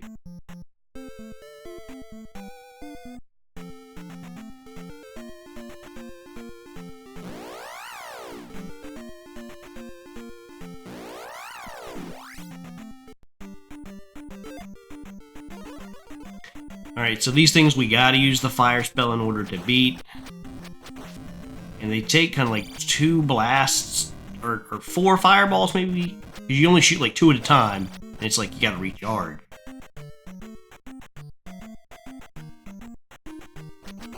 You can definitely tell that there's influence from the Mario games here. Like, you literally have some, like Mario when he got the flower, he could shoot fireballs. Well, now Zelda can shoot fireballs.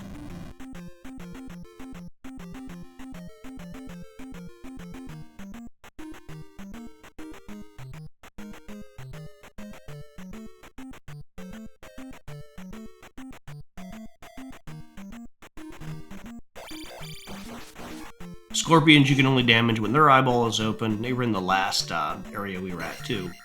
But their points back, 500 points. It's not bad.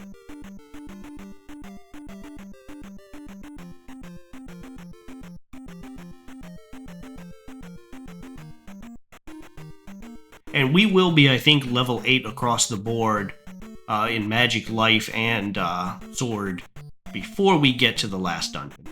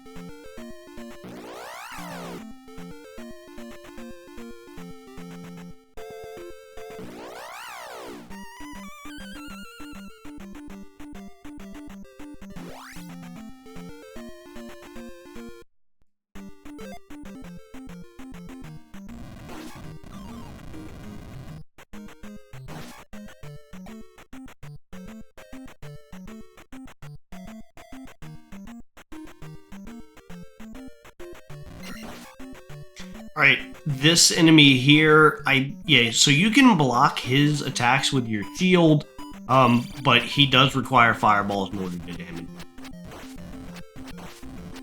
I don't think downstab works on him.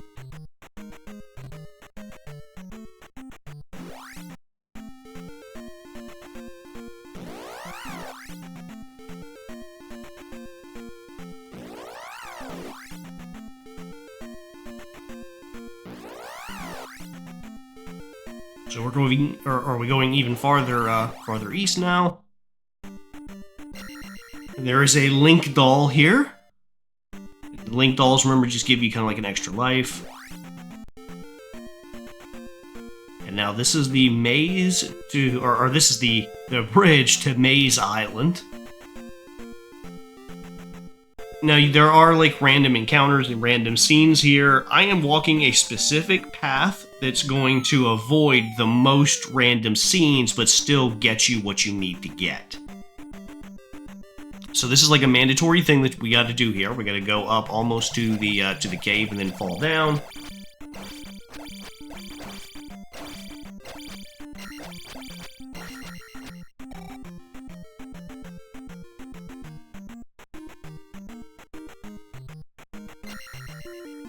And this is not a Link doll, this is an actual child. So now we're walking around with a child. We're gonna need that. He fell down a well or a hole or something here. And that is the next palace, or the next dungeon that we need to go to up there, but we gotta do some things before we can get to it. Again, specific route that I'm taking here.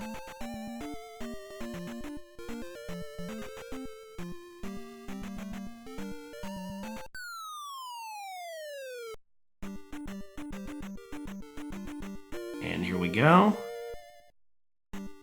Magic container.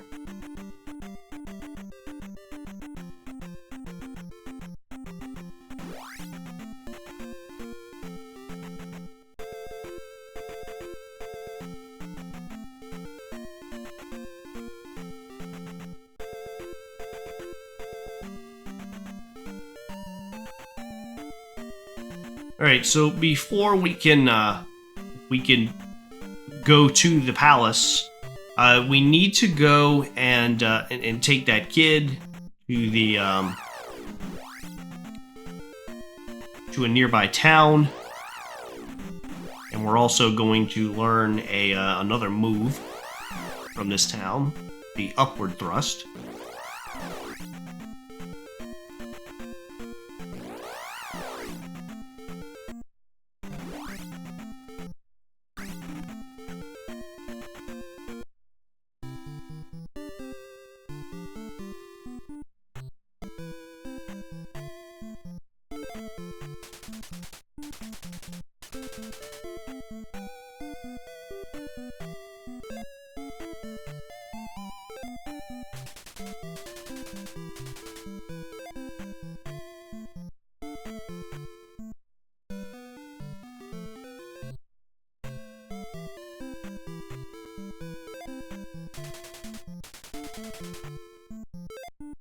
And this is the red dress woman that heals you.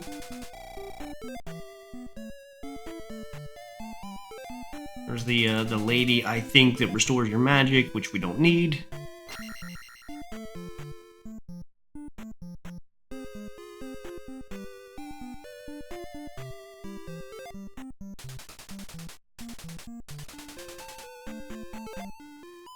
Alright, what that guy said about the false wall, we need to remember that. The palace where we're going to, there is going to be an area where it looks like we reached a dead end, but we haven't. There's like a hidden path in the wall, and that's what that guy is talking about. Alright, so we're going to do a little bit of a secret here. Well, it's not a secret, like we need to do this. We're going to jump up here, keep walking on these houses. We're going to pull a Santa Claus and go down the chimney. Go.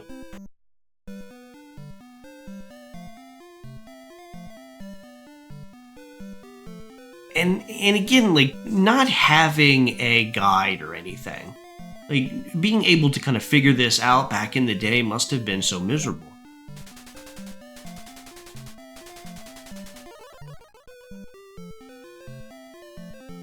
This is the upward stab. So this will make killing the flying enemies a lot easier.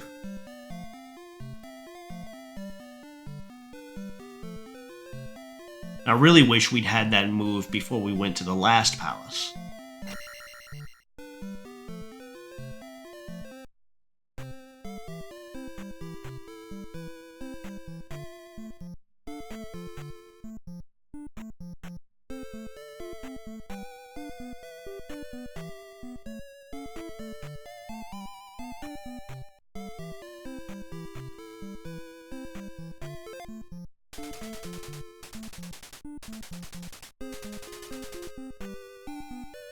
So this is the lady whose child we found in the cave.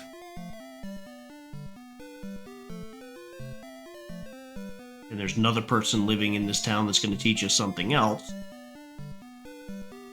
This wise man is going to give us the reflect spell. So there are some monsters in the next palace called Wizrobes, like little wizards. They can shoot at us. And the reflect spell will allow us to reflect those like magical beams that they're shooting at us back. It's a spell that's very useful for a specific boss fight. I hate using it though because I don't even like facing off against the Wizrobes to begin with. A lot of times you can kind of dodge the Wizrobes, but there are some times where you're going to have to use that spell, or else they're just going to slowly pick you apart, especially if there's a ton of other enemies on the screen. But yeah, the reflect spell will come in handy with a specific boss fight. Makes it a lot easier.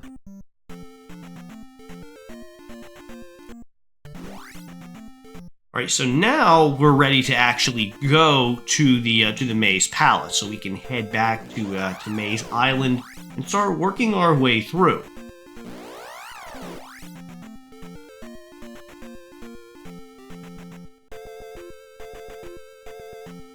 I gave up on that fairy really quick.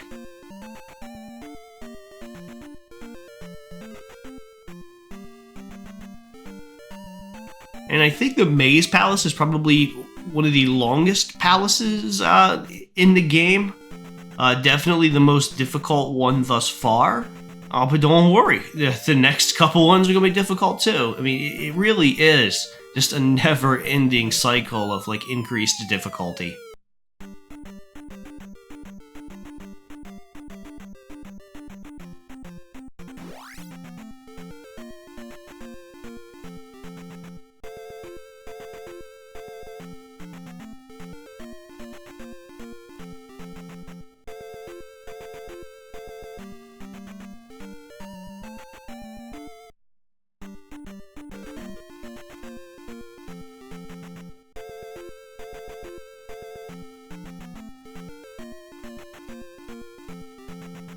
We're almost through.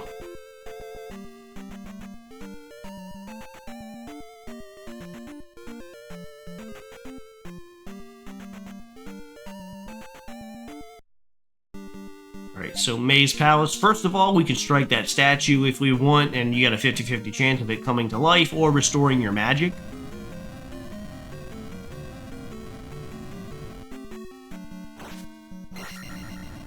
And we luckily got it to restore our magic. You can grind those spells too. I never mentioned that.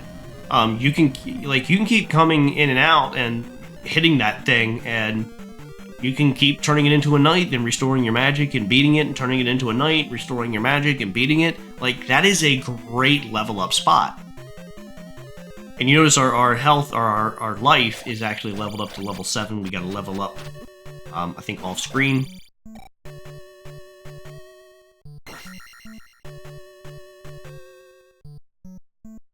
These things, when they fall in the hole, it makes it so much harder to kill them because you have to wait for them to... you can't kill them if they're in the hole. You gotta wait for them to jump out, and sometimes they won't jump out. Like this guy, I jumped over him so many times, and he wouldn't jump out of the hole.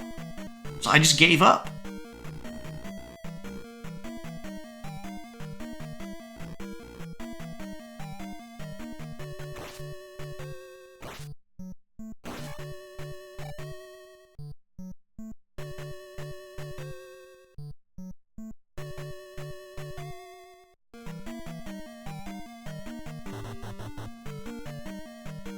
Ooh, I just barely made that.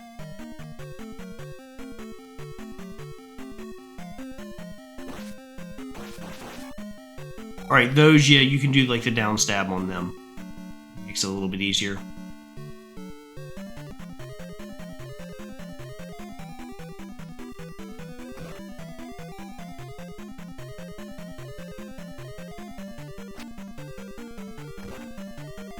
So now you gotta tear them apart and also deal with that guy. And you can't fall in the lava. You fall in the lava, it's instant death. And notice our health, very low.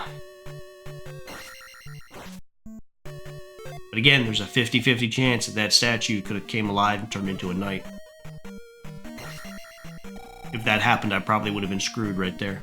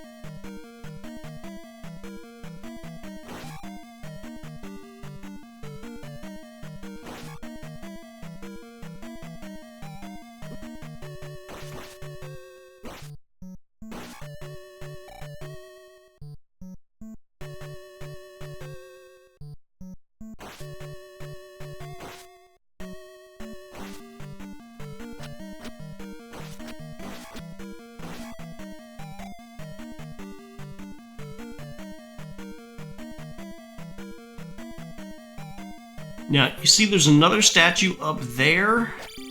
The only way you can get up to it, I think you're going to have to use the jump spell. But right now, we got a bigger problem. Okay, these right here are the enemies I hate the most in the game. They are so frustrating. Oh, and look, there's the boots. So those are the boots that allow us to walk on water that the guy in the other village was talking about. So now we can walk out onto the ocean and do all kinds of things.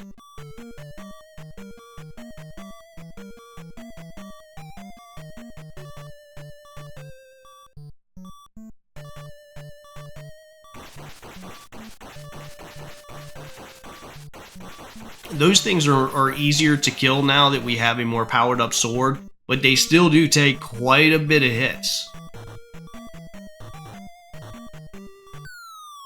Alright, you are supposed to drop down there.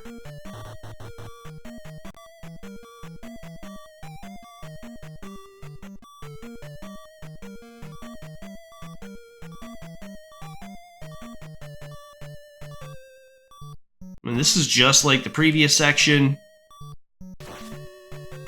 You gotta dodge that thing, and also take this guy out, and also hit the block so that you can jump over the fire. Just so many things that you have to do at the same time. It's hard.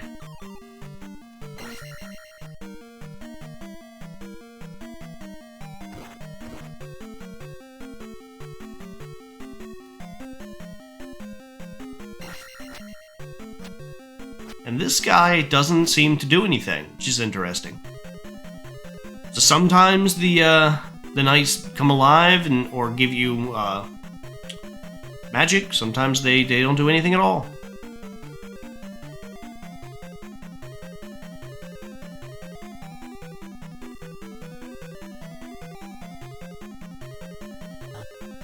The heads are so difficult in areas like this. You just kind of have to take the hit.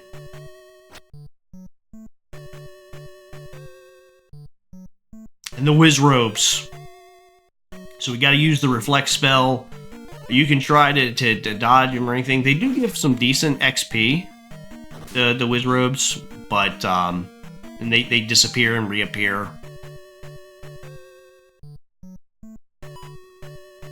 They're not bad when they're on their own, but when you have like the flying things, then they become really difficult. And you have to, in order to kill them, you gotta be like right next to them because they'll turn invisible before you can repel the beam at them.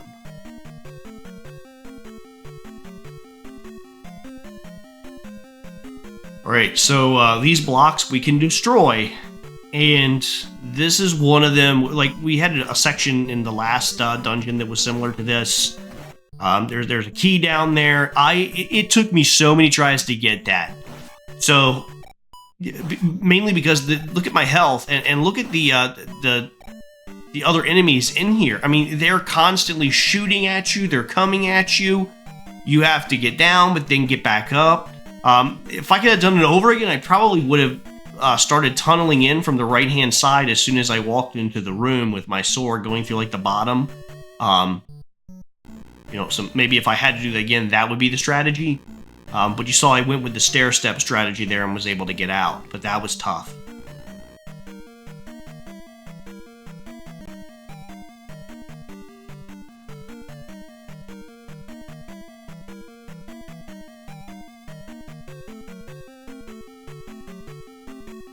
More Wizroads.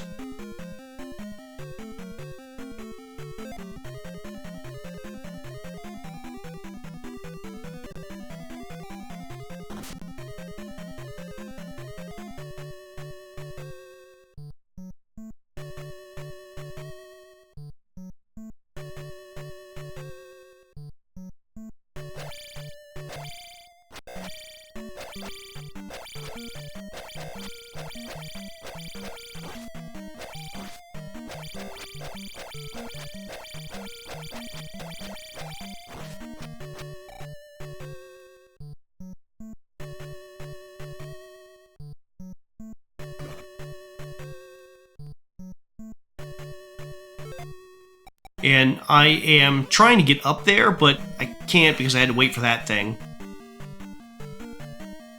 And yeah, I could take it out, but I just really want to be done.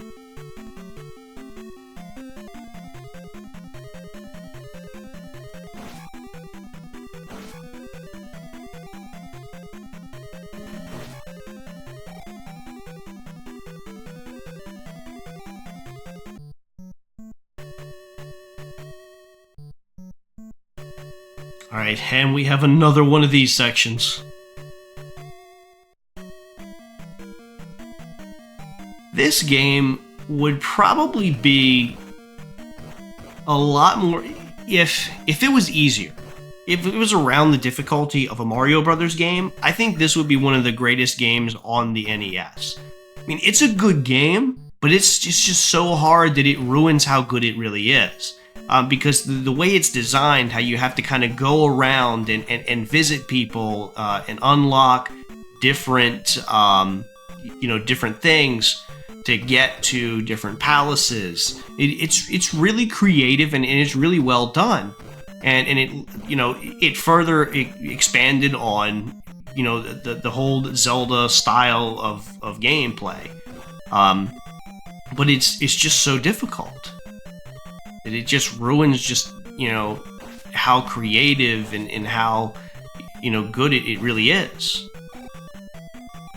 Because most people that play video games, Zelda games, if they go back like I am and trying to beat all the Zelda games, a lot of people will never be able to beat this game.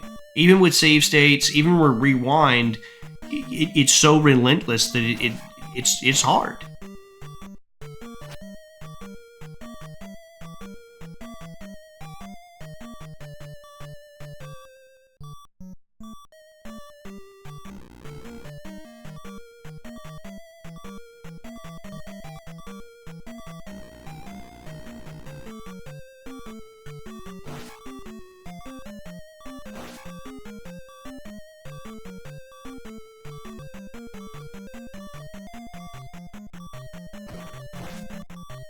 And you see how repetitive this castle is? It's one of the longest palaces in the game. You go through, and it's long because of sections like this where you gotta tread carefully, where you can't just kind of like run through because you got those things.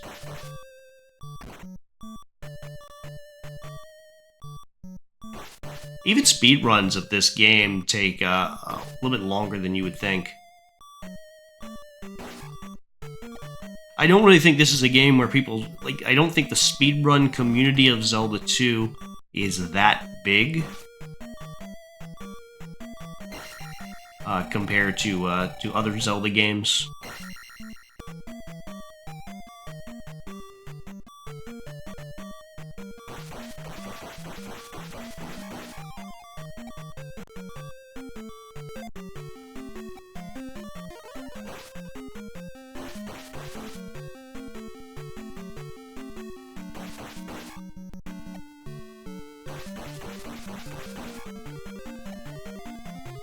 And look at me, I'm just standing here, and what I'm doing right now is I am just, like, soaking up, like, free XP there.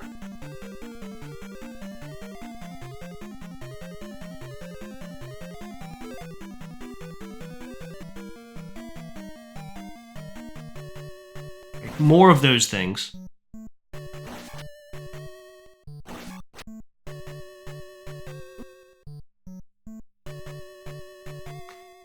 And I haven't mentioned the boss in this this palace yet. Karak, I think, is the boss's name. This is actually one of the easiest boss fights in the game. You use the reflect spell, and you're pretty much, like, unbeatable.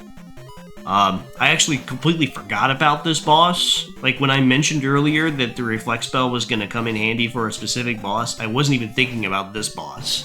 But yeah, you're going to use the reflect spell in here, and the boss is going to be a piece of cake. Like, it is kind of interesting. The bosses in this game are the easiest part of the game. Like, I had an easier time fighting the bosses in this game than I did any of the other Zelda games that I have played.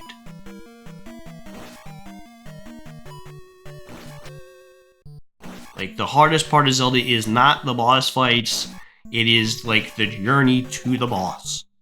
Look at these infinite spawning enemies just getting in my way while I'm trying to take out the Wizrobes. And yeah, that boss fight is coming up, so we need to keep an eye on our magic, because we are going to need to have enough magic to cast a reflect spell, or else we will not be able to beat the boss without that reflect spell.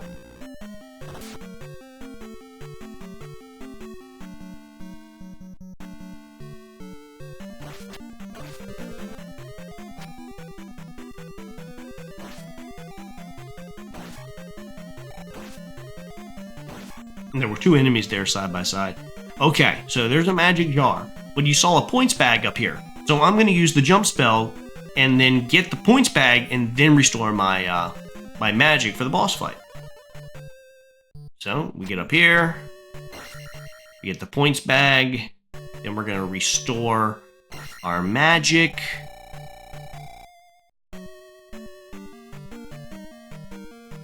And the boss, I think, is in the next room. But of course, we have to deal with these things first. Here we go, and we got to level up. Boosting up our weapon for the boss fight. Great. And remember, and this is the perfect strategy, too, because when you beat the boss, you're going to be able to get another level up after this. So this was perfect timing.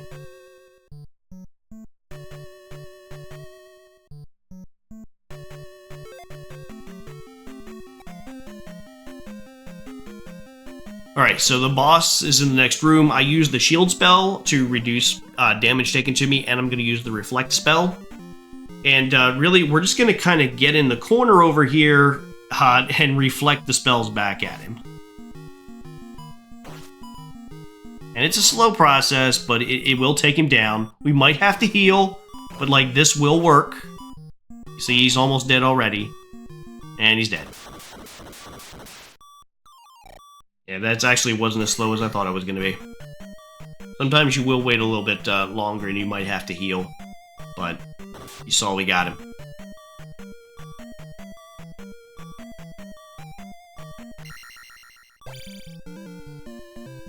And we get another level up.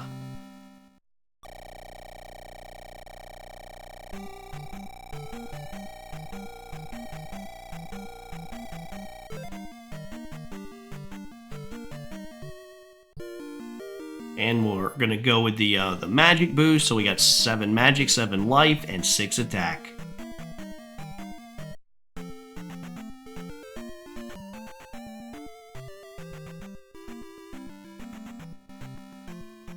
Alright, so we are down to just 3 more palaces. We're past the halfway point.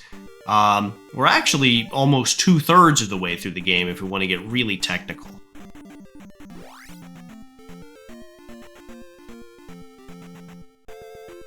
And you see, I am now walking on water because we have the boots that allow us to walk on water and get to the next area. And remember the one guy said that there was like a heart in the middle of the ocean?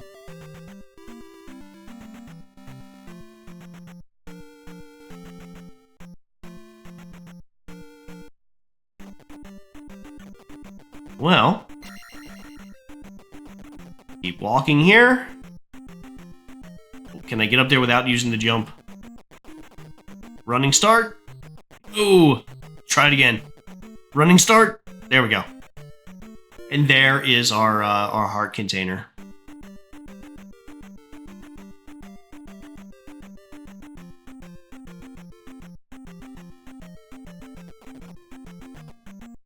So with the heart container, we are now ready, I believe, to start heading towards the Ocean Palace.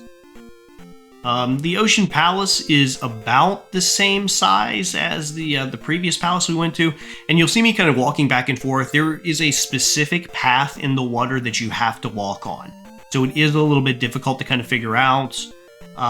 Like there's no like actual kind of like direct path to it. All right, and remember we can strike the knight if we need to, but I have full health and I have full magic, so there is no point.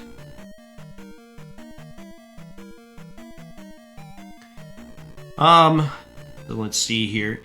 And again, as I said earlier, at the last palace, every palace we go to, it just gets more and more difficult.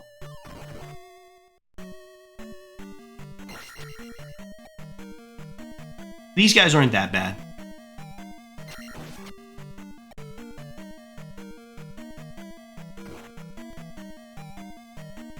And the next 3 palaces are really going to fly by. There's probably about an hour left in the game, maybe a little bit more, maybe. So these next 3 palaces only take about 20 minutes each to get through.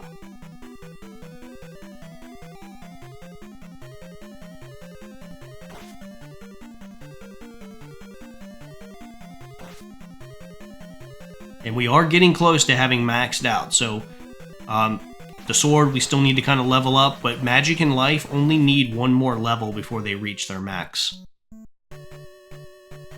Alright, so we're going to need to use the jump spell, obviously, in order to get up there to use the key. Actually, you know what? We're going to use the fairy. Yeah, I don't even think the jump can get us up there, but the fairy spell can. And you can still be damaged with the fairy spell. Yeah, the jump spell's not going to work. But once we get here, we can then backtrack and go get that key.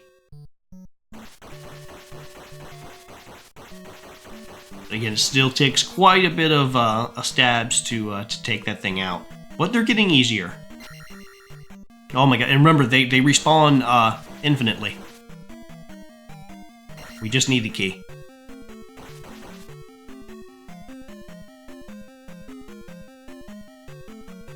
Sometimes they do that.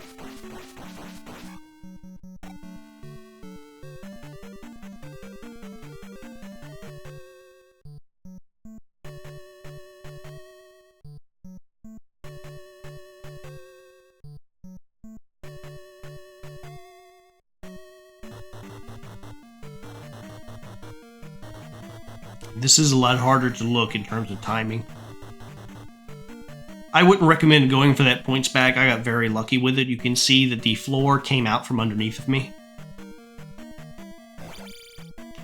The fights just take longer, and they're much more, there's much more room for error here. Like, the fights with those things take forever now because, like, they're blocking your every move. I mean, it's each one of these kind of like random encounters or sub-bosses or dungeon enemies, they take a lot longer to beat. There's a lot more little cuts here and there.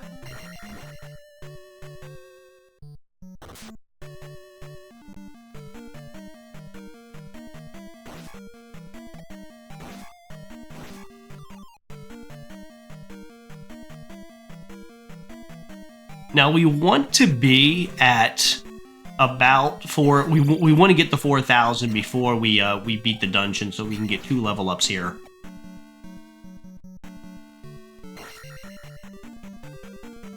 I don't know if I'm actually going to be able to get 4,000 by the time I'm done with this dungeon, but I think we'll be close. I mean, maybe when we factor in the dungeon bosses XP, it might get us up to that 4,000. Remember, I said earlier in the game, or the strategy when you go into these dungeons, before you get to the final boss, you want to have already leveled up, so that then you can get a guaranteed level up to the next level at the end. And we're almost 1/4 of the way there.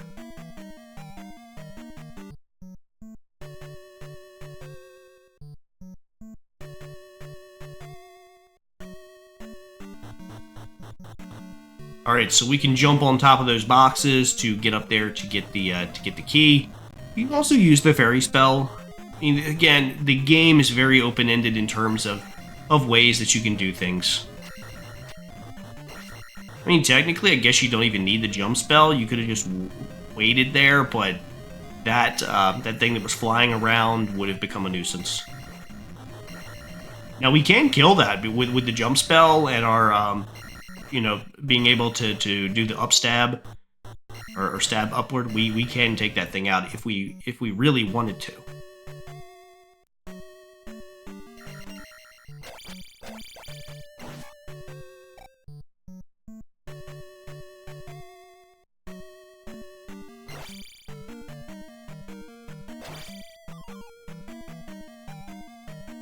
And you see with a powered up sword, the enemies do take less hits.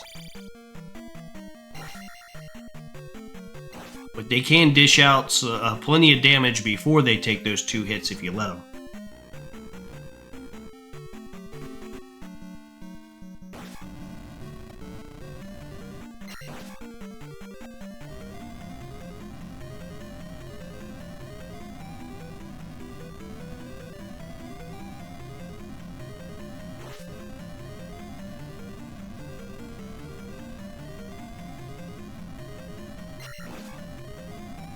You see how quickly you can become overwhelmed with the number of enemies here.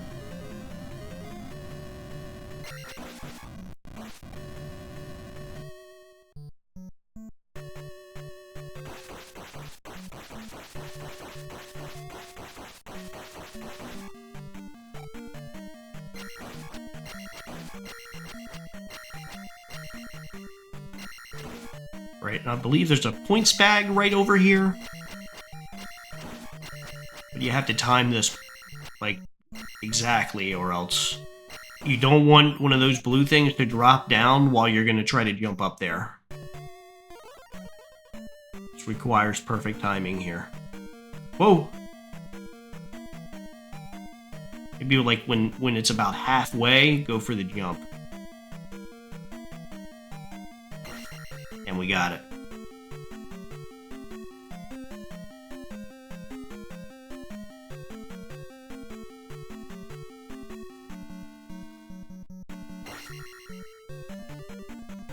And by the way, we are looking for a flute in this palace, and the flute will allow us to find the next palace, the hidden palace. So that's what we're kind of going for here. Somewhere in this dungeon is a flute, a magic flute. And I love how in all the Zelda games, they kind of use the same items or reuse them in different ways. It is so creative how they do that. And I guess in a way you could say that this game kind of began that tradition of reusing a lot of town names, characters, elements, and items. I mean, they had some of that in the first game, but this game was where you finally started to see them reusing plot elements from game to game. And Final Fantasy does that too a little bit with, you know, some of the characters and the chocobos, the items and stuff.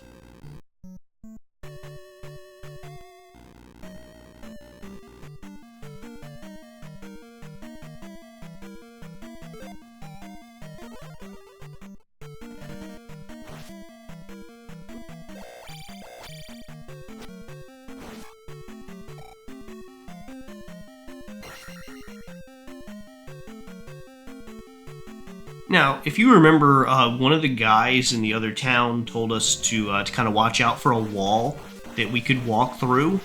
So this is the dungeon where we're going to be able to walk through that wall, and I believe it's coming up here. Going to get to eventually what appears to be a dead end, and it's actually a wall that we can walk through. I'm trying to take this thing out, but like they reappear and they disappear so quickly. It's so hard. Like look at this. I mean, it's man, it's so frustrating. But they're worth a lot of XP. 200 XP. Yeah, look at, we need to take them out. You know. Once we get to the last palace, we will be maxed out, so we'll be able to like run away from enemies without a care in the world because we won't need their XP anymore. And again, another strategy to this is you grind up and then just kind of like run through the enemies in these palaces and don't even try to fight them if you don't have to. Alright, so here's the dead end. So it looks like you can't go anywhere, but you can actually walk through this wall.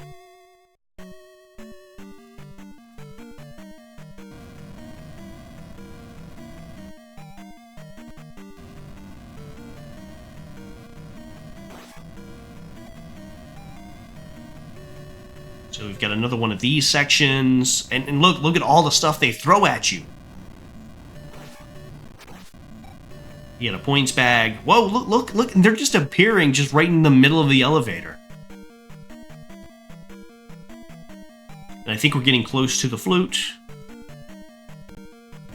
And remember, these things are easy to take out. One swipe, but they don't give you any XP, so it's like, it sucks that you have to waste your time with them.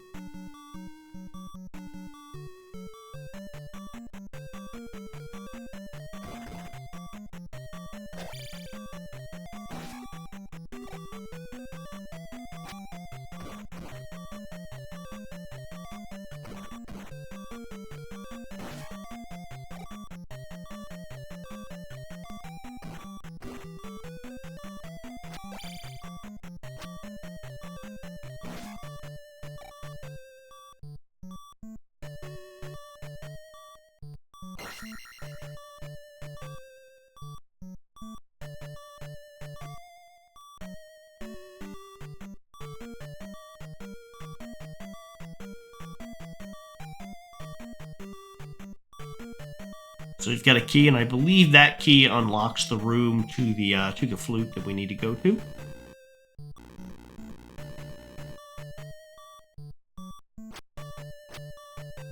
And that guy's not going to give us anything, apparently.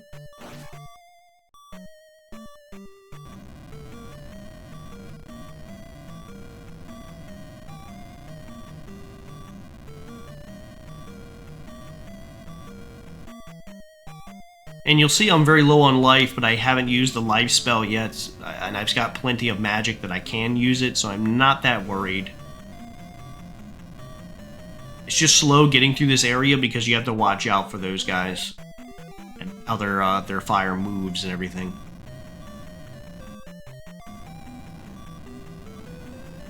Alright, so we're taking the elevator down. The licemen, look, they're following us. Look at that.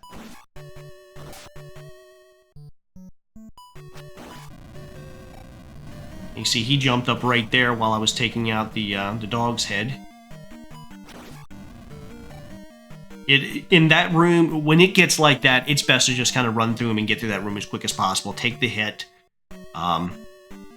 It's just like that. It's a no-win scenario there. And look at that. We can jump up. We can get the magic back. We can heal ourselves if we need to.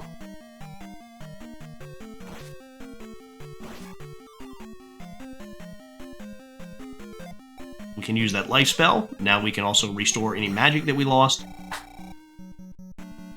Now I believe that at this point we can use the life spell twice and still have some magic left. And here's my least favorite enemy in the game, because it seems like there's so many of these. As we go through, there's so many of them. Blue Iron Knuckles, I think they're called. Those knights are called like Knuckles. And we got the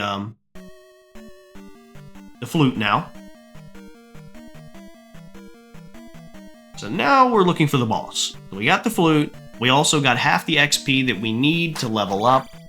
So now our quest becomes getting back to the boss, or getting to the boss room. And the boss in this dungeon is actually my favorite boss, and he's not that tough. Again, all of them aren't tough. There's no real trick to beating him. He just moves pretty slowly, and his moves are easy to predict. There's nothing to worry about in terms of this boss fight. Even if you had just a sliver of health, I think you could get through it just fine, because his moves are so predictable.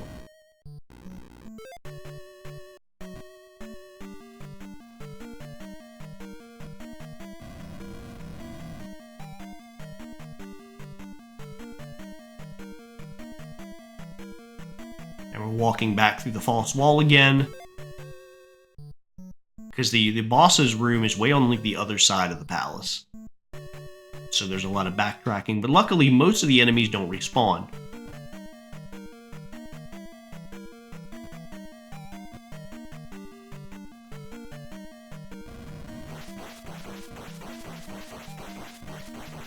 And we can always take these out for some easy XP.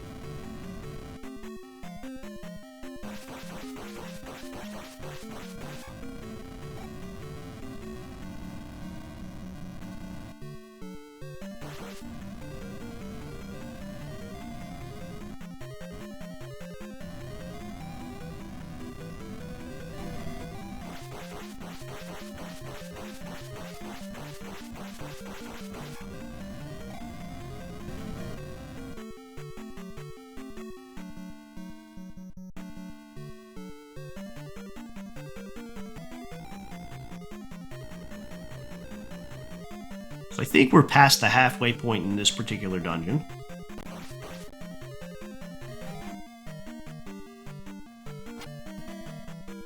And you notice a lot of, just like in the previous one, a lot of repetitive area. Oh my gosh. So you can't. So to get him, you really need to lure him out into this area, because we need to be able to jump to get him.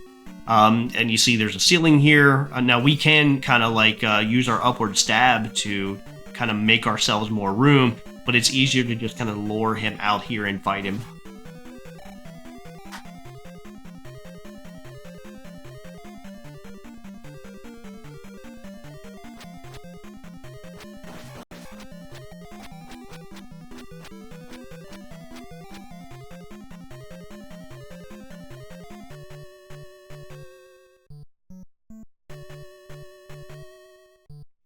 And I'm just trying to time this. Whoa, that blue one didn't turn. Like, yeah, like I saw a blue drop, but I did not see a blue guy. Huh.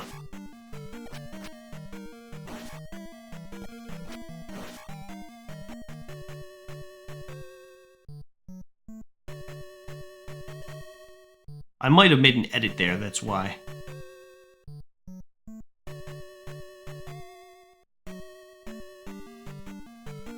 So if I'm standing in one place for a while, I'll sometimes, like, do a splice in the video.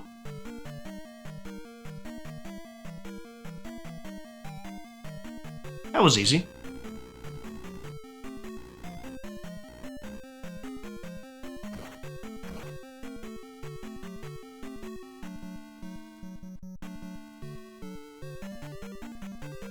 Also, some of these areas that I'm going to are a little bit optional. Just kind of doing them to get more XP so we can get up to that 4,000. And we've got a points bag.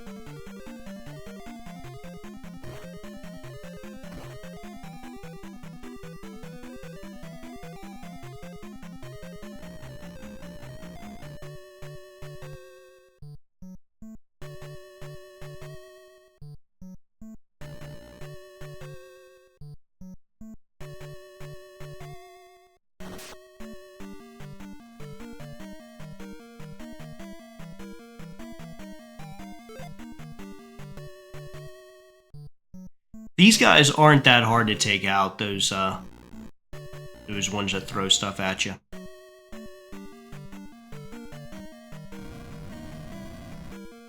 This is another one of those rooms again with those guys, and we can't jump over top of them because the ceiling's so low. So we just kind of have to run through it. This is one of those rooms where you're going to take damage pretty much no matter what.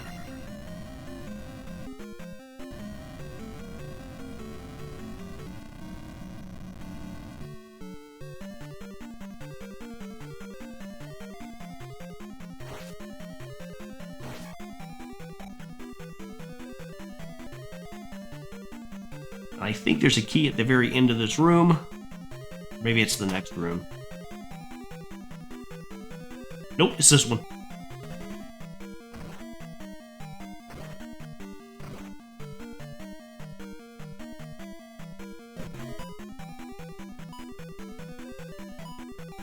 And look at this. Like, so hard to kind of get around them.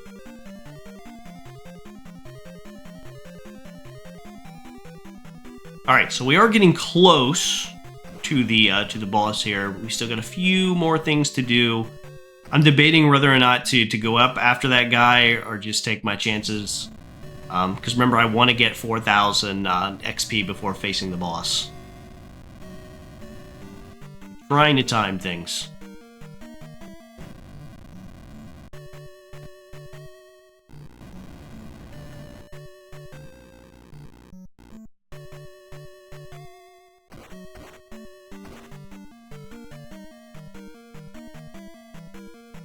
And this is some easy XP right here. Oh, but look at that thing behind me. Now, if we can take that thing out, that's a ton of XP. 200. Oh yeah, so we're down to just a little over 400 that we need now. And we might be able to get a 2-for-1 special right here. Oh, no, one of them got away.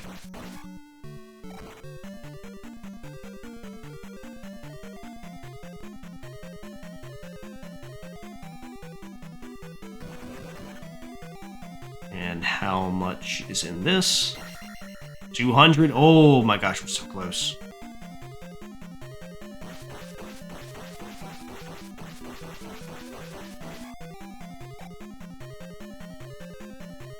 Just 150, and the boss's room is really close.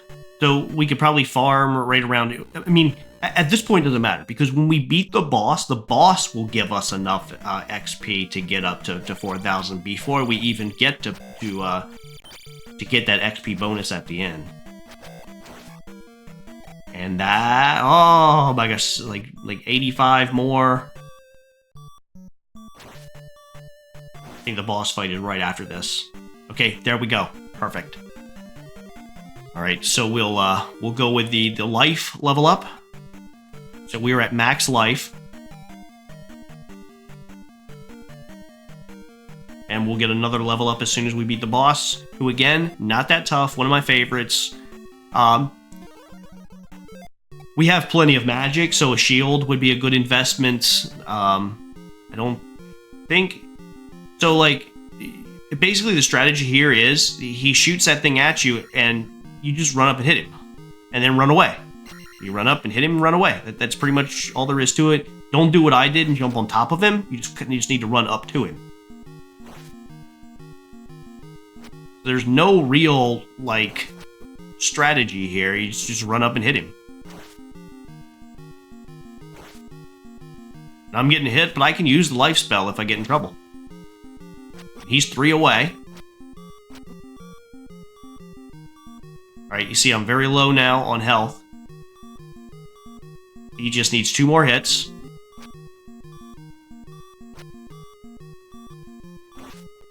There's 1.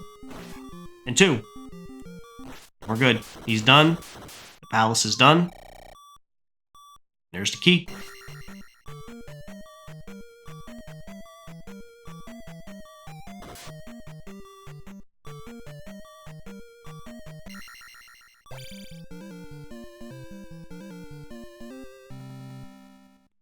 And we'll get those 5,000 experience points. We'll get healed up.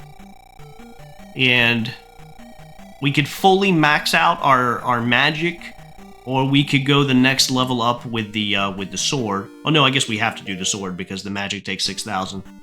Now, you can, well, you don't actually level up to level 9 on anything. I think you just get an extra life if you reach level 9. Like, it doesn't actually get stronger or anything.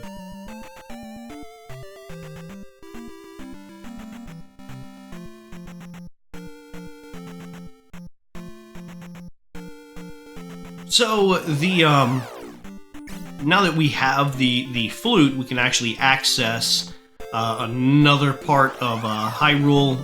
So if we play the flute for that little monster right there, he will let us go. So we can now access another area here we couldn't access previously. And the amount of like random encounters and stuff seem like they increase substantially in this late game. Like, look at all the random encounters I'm getting and just random stuff that kind of keeps popping up. Now, I believe somewhere around here there is a Zelda doll, I think, or a Link doll. Come on, get up there. What is, oh my gosh. All right, here we go. Yep, there we go, a Link doll. And I think in one of the caves up north there is a points bag.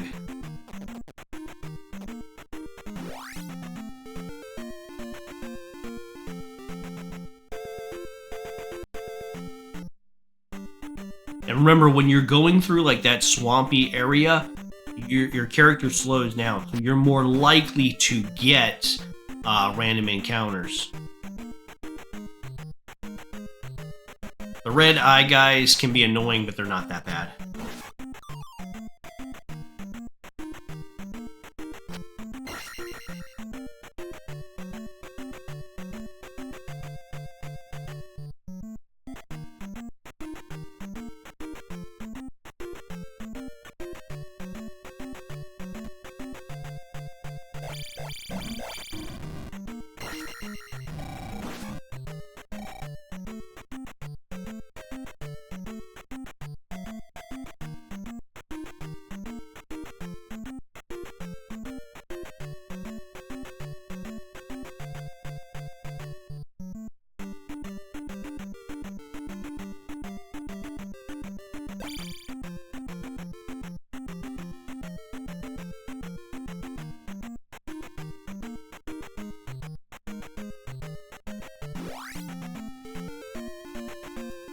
Yeah, so unlike in the other palaces where we went to kind of like one right after the other, there are like quite a few kind of things that we need to do now that we're like exploring this part of Hyrule for the first time.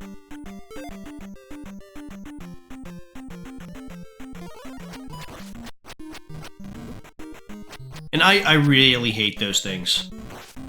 You have to use like the fire spell to be able to defeat them. They still continue to jump around. It still takes quite a few fireballs to take them out.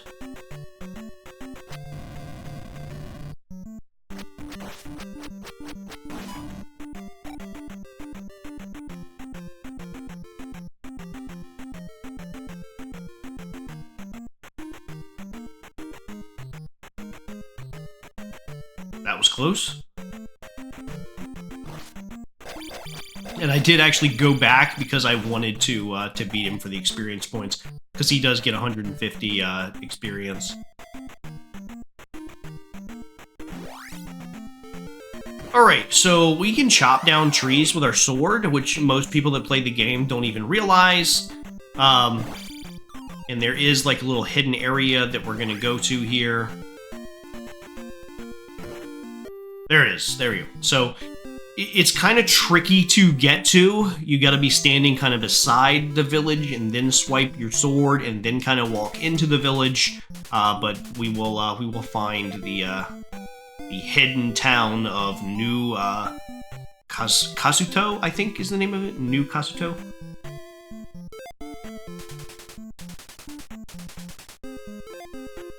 They had to flee Kazuto, so now this is New Kazuto.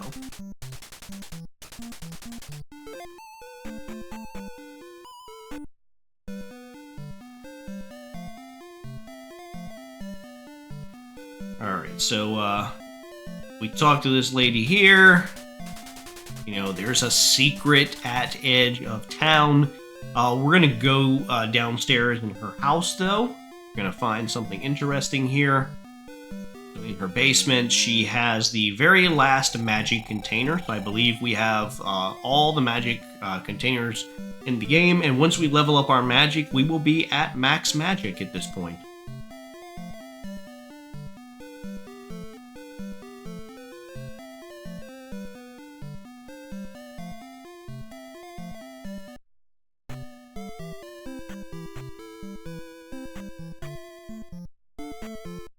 And we still need to find the wise man. He's not in that house. I don't think there's anyone actually in that house.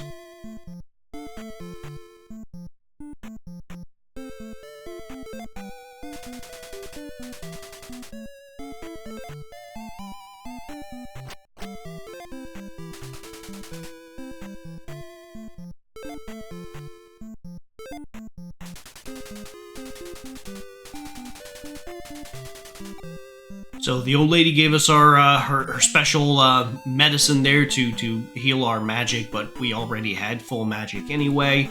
We need to find the lady in red though to heal our health. And there she is.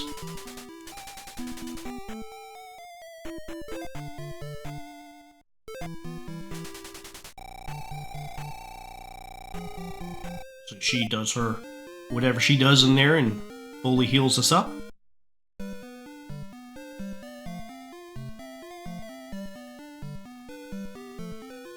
Now here, there is a hidden passageway in, like, I guess that's the fireplace? And this guy teaches us the spell. So there's like a magic word, and there we have the spell. And the spell is going to enable us to access some secret areas.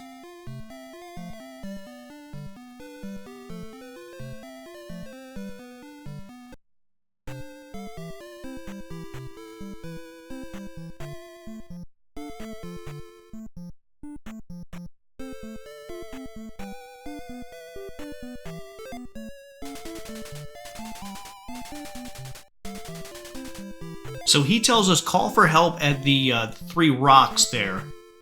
That's going to be the key to revealing the hidden palace.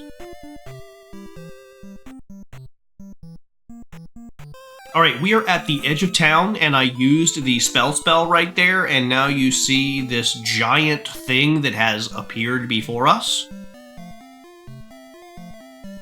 And if we go down here, we can take the magic key. Now, we will no longer need to use keys. So in the future palaces, we will no longer need to actually, like, hunt for keys. We have this magic key that can open up anything.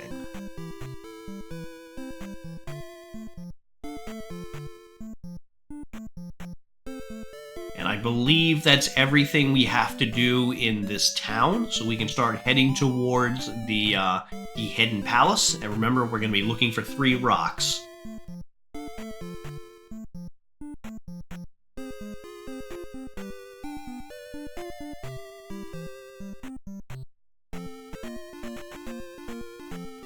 So we gotta backtrack a little bit. He's still alive, and I can actually take him out now. 100 XP. If I wanted to, I could go back in that town and heal up.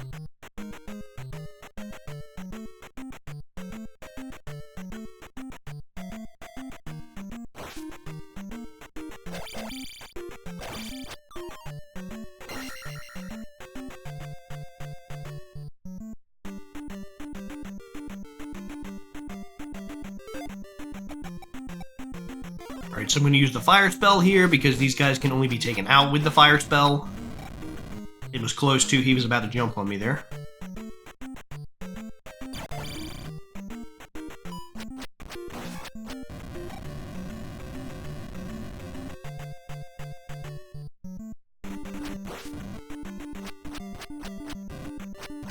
I guess like 50 XP is worth the magic that you have to use.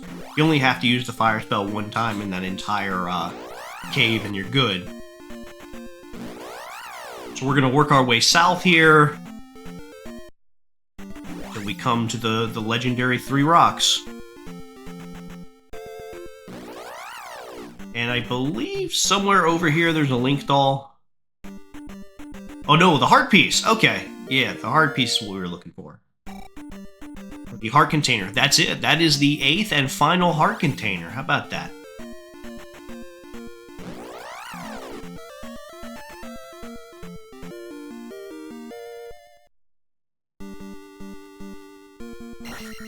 All right, and let's see here. So we're this time we got a knight, which is okay. We can beat him, get the XP, and then we can go out and heal up and get a full potion out of it. Yeah. So let's just leave and come back.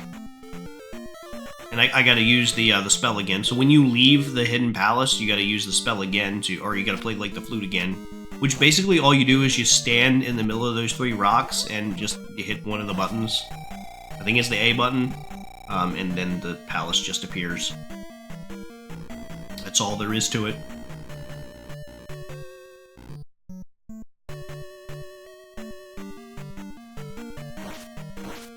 And I don't think this palace is as long as the last 2. It's definitely frustrating. Like, you see what I'm doing right there. Like, that was, like, the worst possible way to kill those things.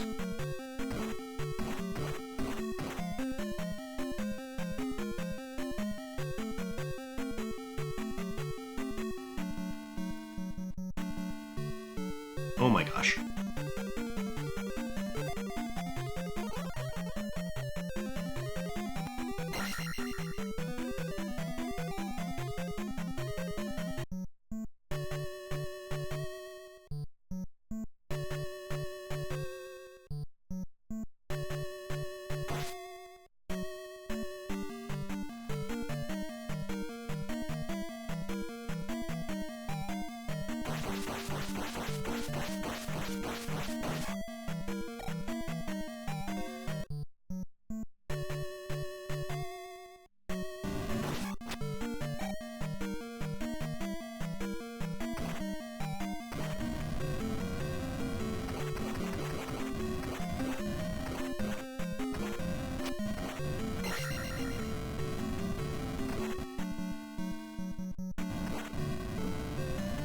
And I already hate these areas because you gotta basically make like a stairway in order to escape.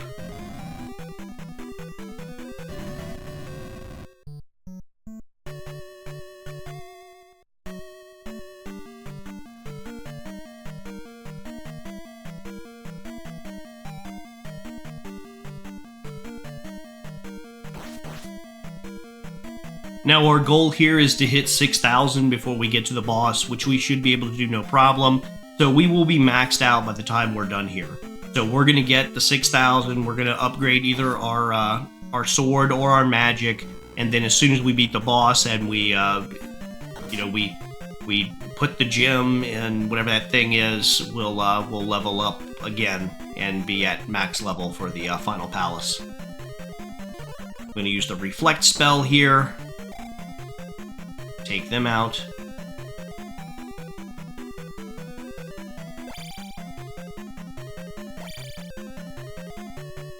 And yeah, your shield can deflect those. And those guys aren't that bad.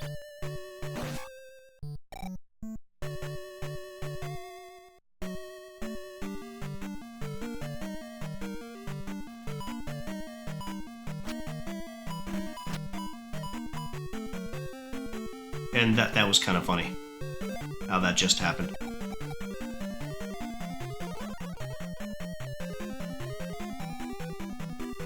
And I think at this point we have only about a half hour left of this game, so we're getting down to the wire. So yeah, the key to getting up there is just to get like a running start. You might have to start from like the right side and then get up there, yeah. And look at how he just walked through the locked door. Oh, and this, the boss at the end of this level, or at the end, again, not that difficult, the bosses never are, but there is a very difficult, like, sub-boss. It's basically like one of those blue knuckles that throw like little swords at you, but he's also riding a horse. So it's similar to another boss that we fought. So this this particular dungeon kind of has two bosses, I guess you would say, and the sub boss is harder to beat than the main boss.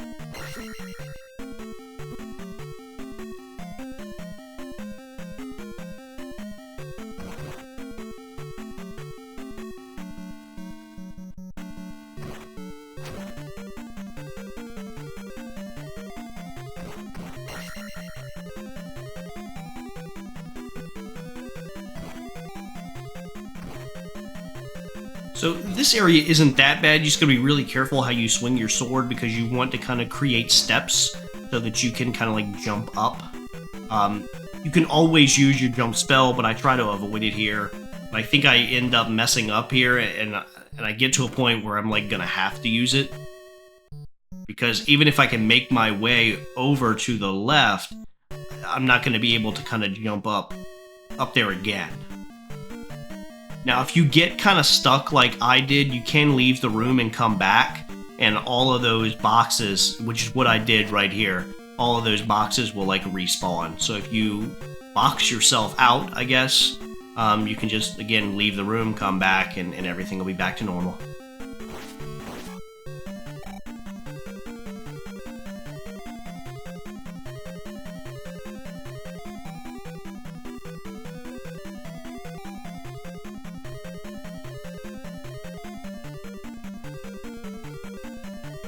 Alright, so there is a boss fight again, like I said, like a sub-boss that we're gonna have to fight. We're also going to be looking for a cross. That's like the item that we need out of this dungeon. And we're getting very close to that like sub-boss fight.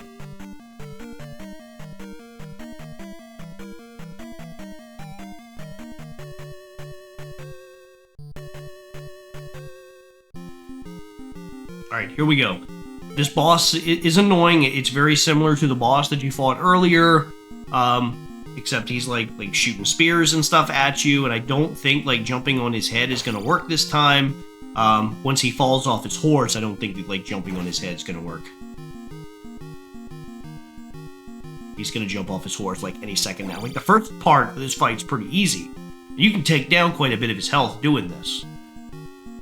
But like the heart, like, yeah, there we go. Okay, so yeah, now the trick no longer works. And look, he's like full health now. I forgot about that. Yeah, so like you gotta like slowly wither him down like this, and it takes a while. And there's so much room for error here. There he goes. He's down. I'm actually gonna use my life spell real quick.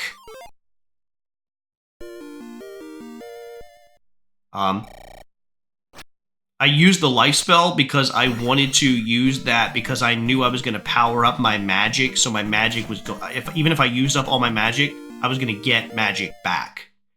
Alright, but remember, that's just the sub-boss. That's not the final boss. The final boss, or that's not the final boss of this palace. The final boss of this palace is actually much easier. Barba, I think, is the name of the boss in this palace.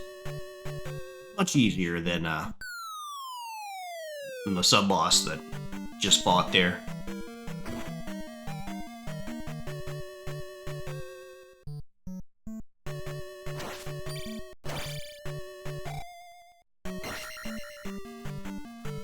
And we're good too on experience points. We can skip all these enemies if we want to. We no longer have to worry about stuff, because as soon as we beat that boss, we're gonna get that final level up, and you can't get up to like level 9. I mean, if you do, the only thing that happens, I believe, is you just get like an extra life. You don't actually get like level 9.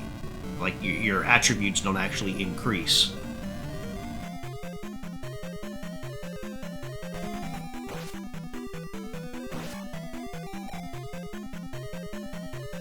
And that little section there was a lot tougher than it looked.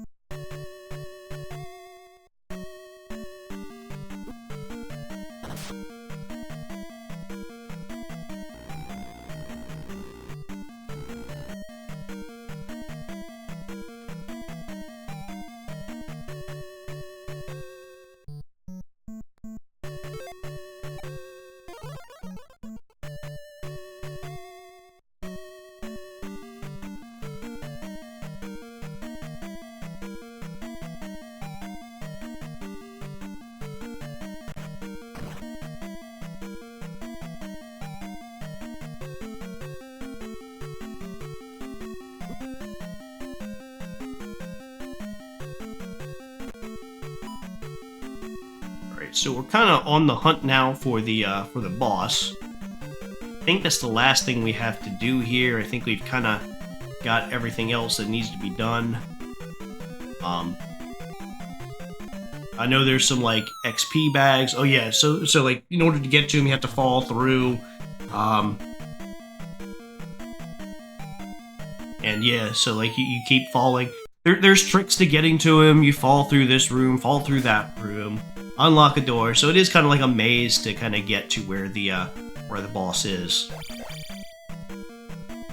And you saw me just kind of like jump over top of him because we don't need his XP anymore.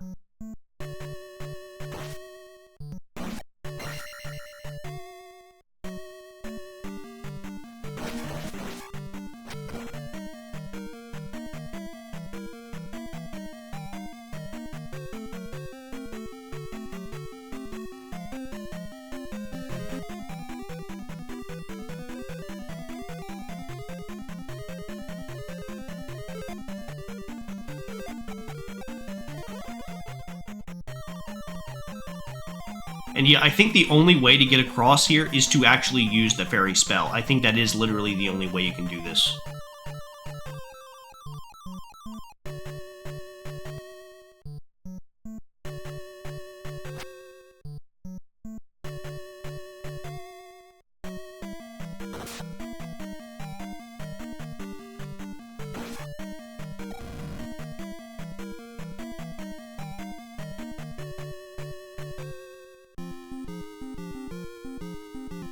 Oh, and I forgot, there is a second sub-boss, so you have to fight the blue iron knuckle again. So you have on the horse and everything again.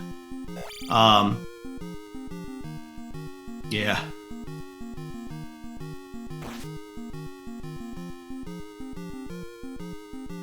And it's kind of the same deal. Like it's so frustrating. Like, I know I've complained about the difficulty in this game so much, and I know there's harder games on the Nintendo, you know, but this is the hardest one yet that I've beat.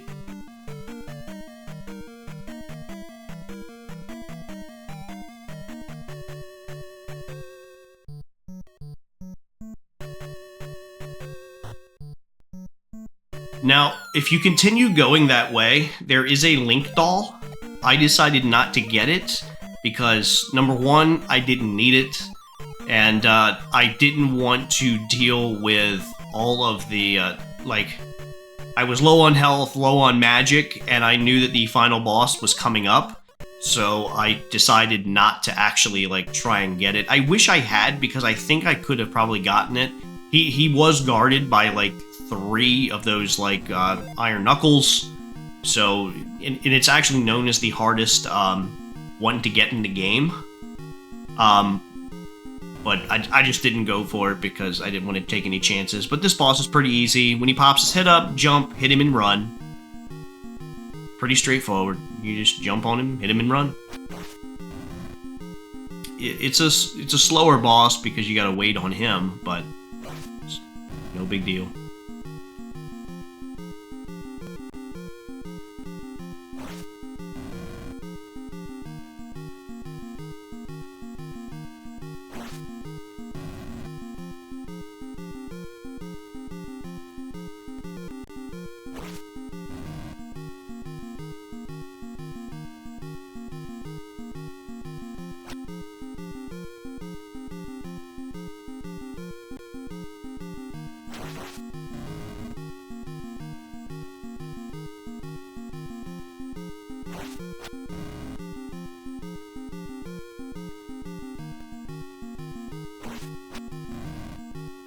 He's about to go down. Alright, so we are on to the last palace in the game. And the Great Palace that we're getting ready to go to is actually... I didn't find it that difficult. Like, the final two boss fights, because you're going to have to fight two boss fights in the last palace.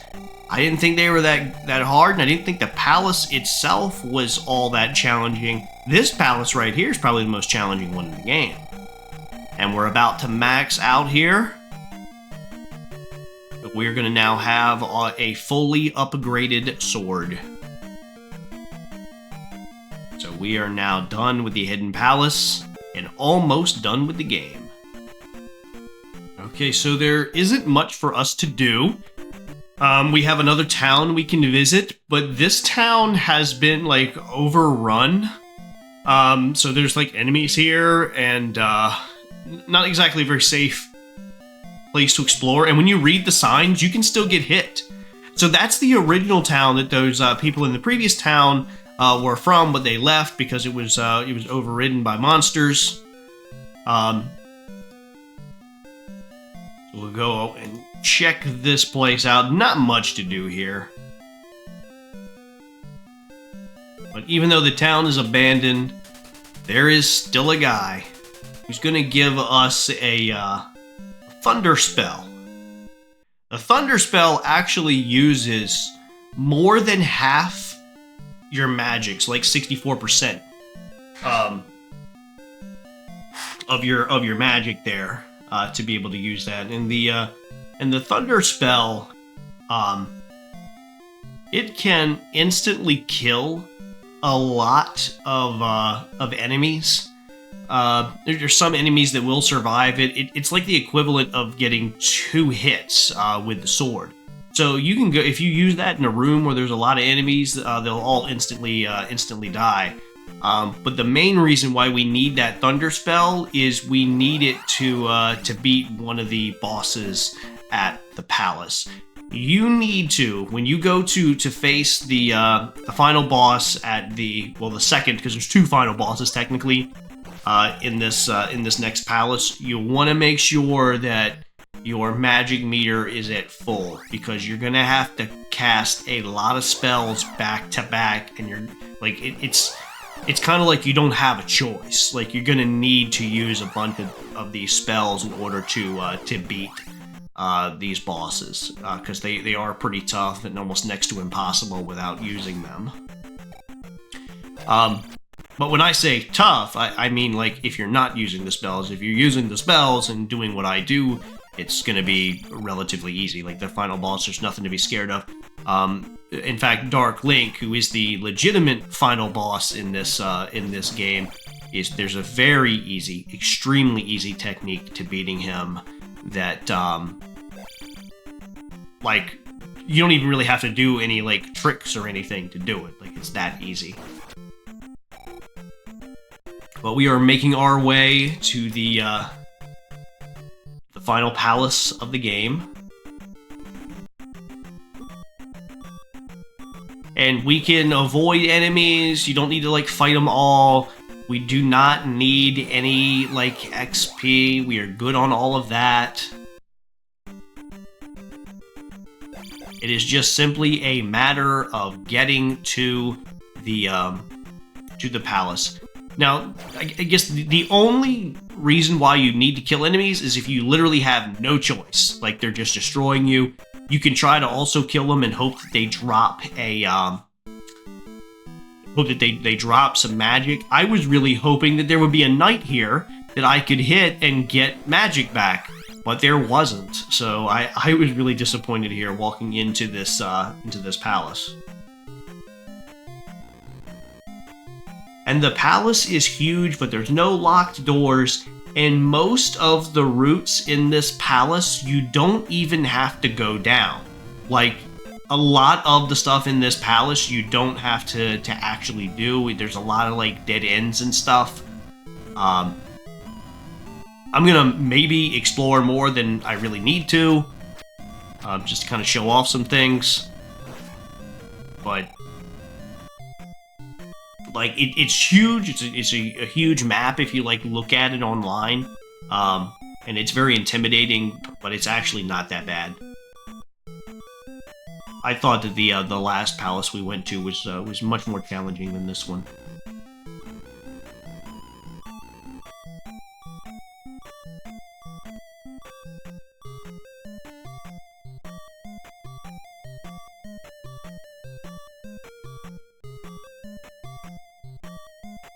There's, like, no enemies in this area, so they do lure you in with, like when I was walking in, I was like, is it gonna be this easy? Because there's no enemies that were popping up.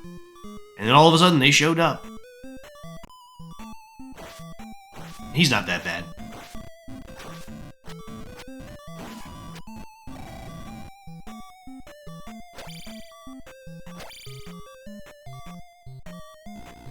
And yeah, I was trying to see if I could get him to drop some magic potions, but nope. It does kind of suck having to do this with, like, no health. Literally nothing.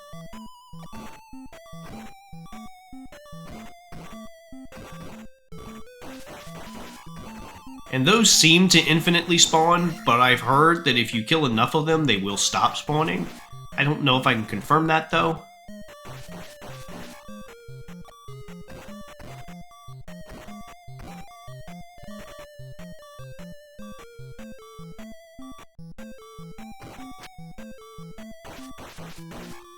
And again, it's like repetitive areas that we're going through.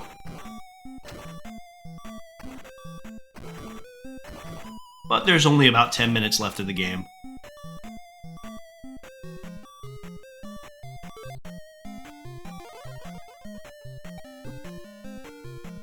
I finally broke down and used the life spell, and I am not fooling with that guy. Let's get out of here. Amazed that the blue blob didn't hit me.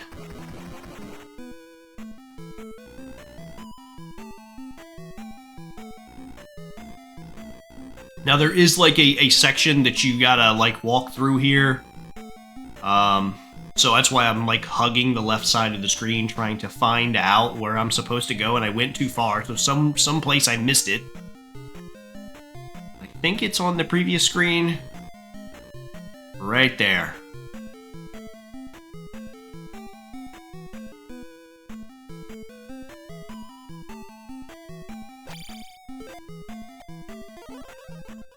We're gonna see, and we do have a magic, it's a magic potion right there. Red potion, I actually think is the technical name for it. We can walk back, because we don't need anything else in that direction.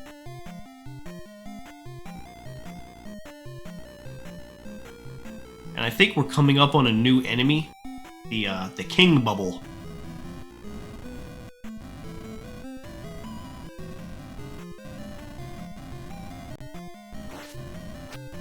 Right after we fight the fire-spitting rooster.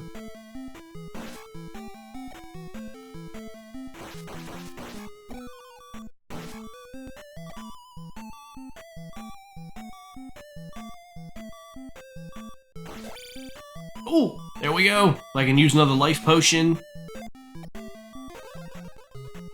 And I could have used the life potion again. I just realized that. It's only restored half my health, but I had enough magic that I could use that life potion again if I really wanted to. Before doing that.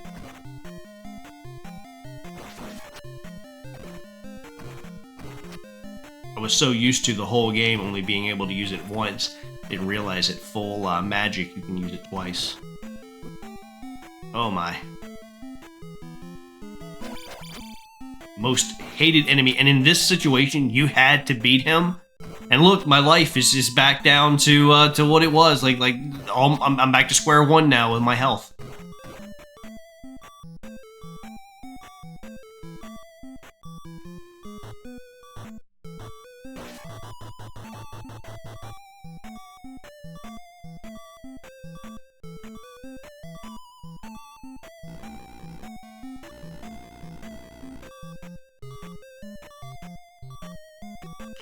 Okay, this looks like a boss fight, but it's actually a new enemy here.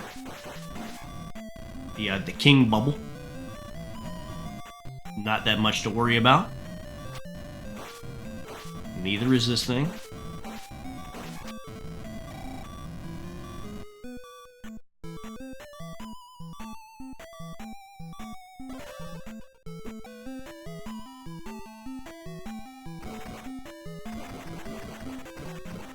And again, we're running. We're just trying to get to the boss. We do not need any magic, but we do need I mean, health. We can work with at least half health, which is good because we've got a fairy here that's going to give us full health. But magic is what's most important here. We need to have full magic. Because without having full magic, it's going to be next to impossible to beat the bosses. Because we're going to need that thunder spell. There's a Link doll.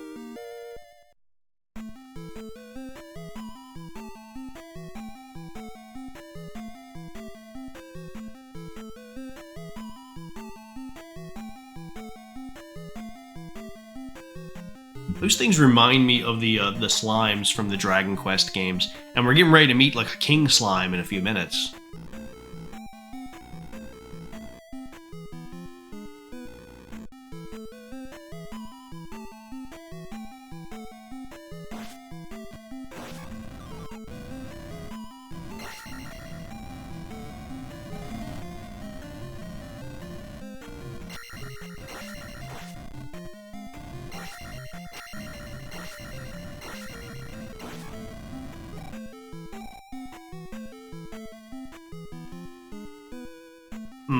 When you don't have the ability to like jump, it makes it more difficult. But there is like you're supposed to jump down. So like at some point there, yeah. So there's a hidden area where you're supposed to kind of like fall through the floor. You saw it right there. And we're getting ready, I think, to encounter the King Slime. If you watch the Dragon, or if you've ever played Dragon Quest. The key here is to jump on them, and they turn into all the little slimes, but just run away, because you don't need their XP anyway. Oh my gosh, we need magic bad. Now, we can continue to the right and find a fairy, but we don't need a fairy, so I'm just gonna jump through this hole. But yeah, if you kept going on the right, and you saw that I kind of like did eventually kind of like look like I was going that way. But yeah, I went that way, but then I stopped because I was like, I don't need the fairy, and I just came back. That's a red potion, so we are now fully jacked up. All magic, all life. So now we just gotta get to the next boss, the Thunderbird.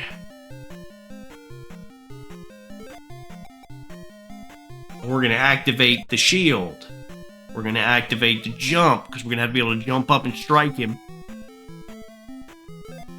Alright, and we cannot beat him until we activate that thunder spell. And we're good to go. Like, we're going to get hit, we're going to get damaged, but we're not going to take that much damage. And in the beginning here, I struggled, because you got to hit him on the head, directly in the head. And if you kind of stay underneath of them, the fireballs never seem to hit you. Like, only occasionally, like you saw I got hit there. It was like, it was weird. Well, there we go. Now we only got 3 lives left for the final boss, which is Dark Link. But that's going to be enough. He's not that tough, and there's a secret to beating him. You probably know it if you've ever kind of looked it up online. But we're going to, once the battle starts, we're going to move to the left side of the screen, and we're going to crouch, and we're going to continuously strike. We will get hit a couple of times, but we should survive. We got the shield. The shield might be a good thing to use. I think we got enough that we can use the shield if we need to.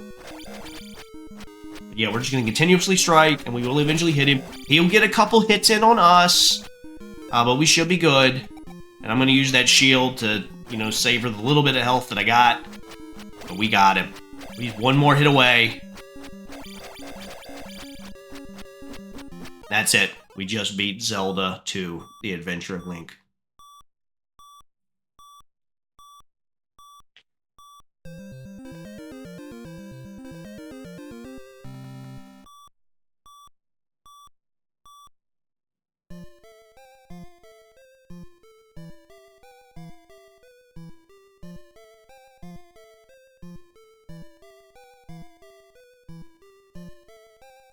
And we've got the Triforce now, so we can wake up Princess Zelda. And, you saved Hyrule. And you are a real hero. Alright.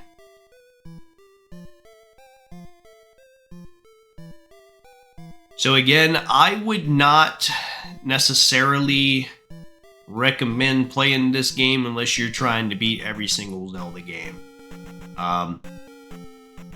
You want to play an old Zelda game, play the original one, play the Link to the Past. I'd stay away from this one unless you're trying to be like a Zelda perfectionist or a Zelda completionist. That's the only reason why I did it. It really is probably one of the most difficult games on the Nintendo.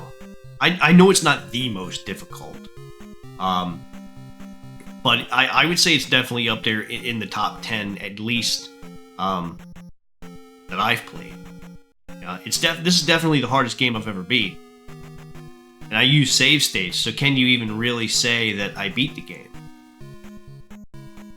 But anyway, I'm gonna let the credits roll. I think the next Zelda game that I'm gonna try is Link's Awakening, but I'm going to play the DX version, which is the Nintendo Color, Game Boy Color version of it, which added, I think, an extra dungeon and improved the graphics just a little bit. But I may play some other games before I get to that. But anyway, thanks for watching.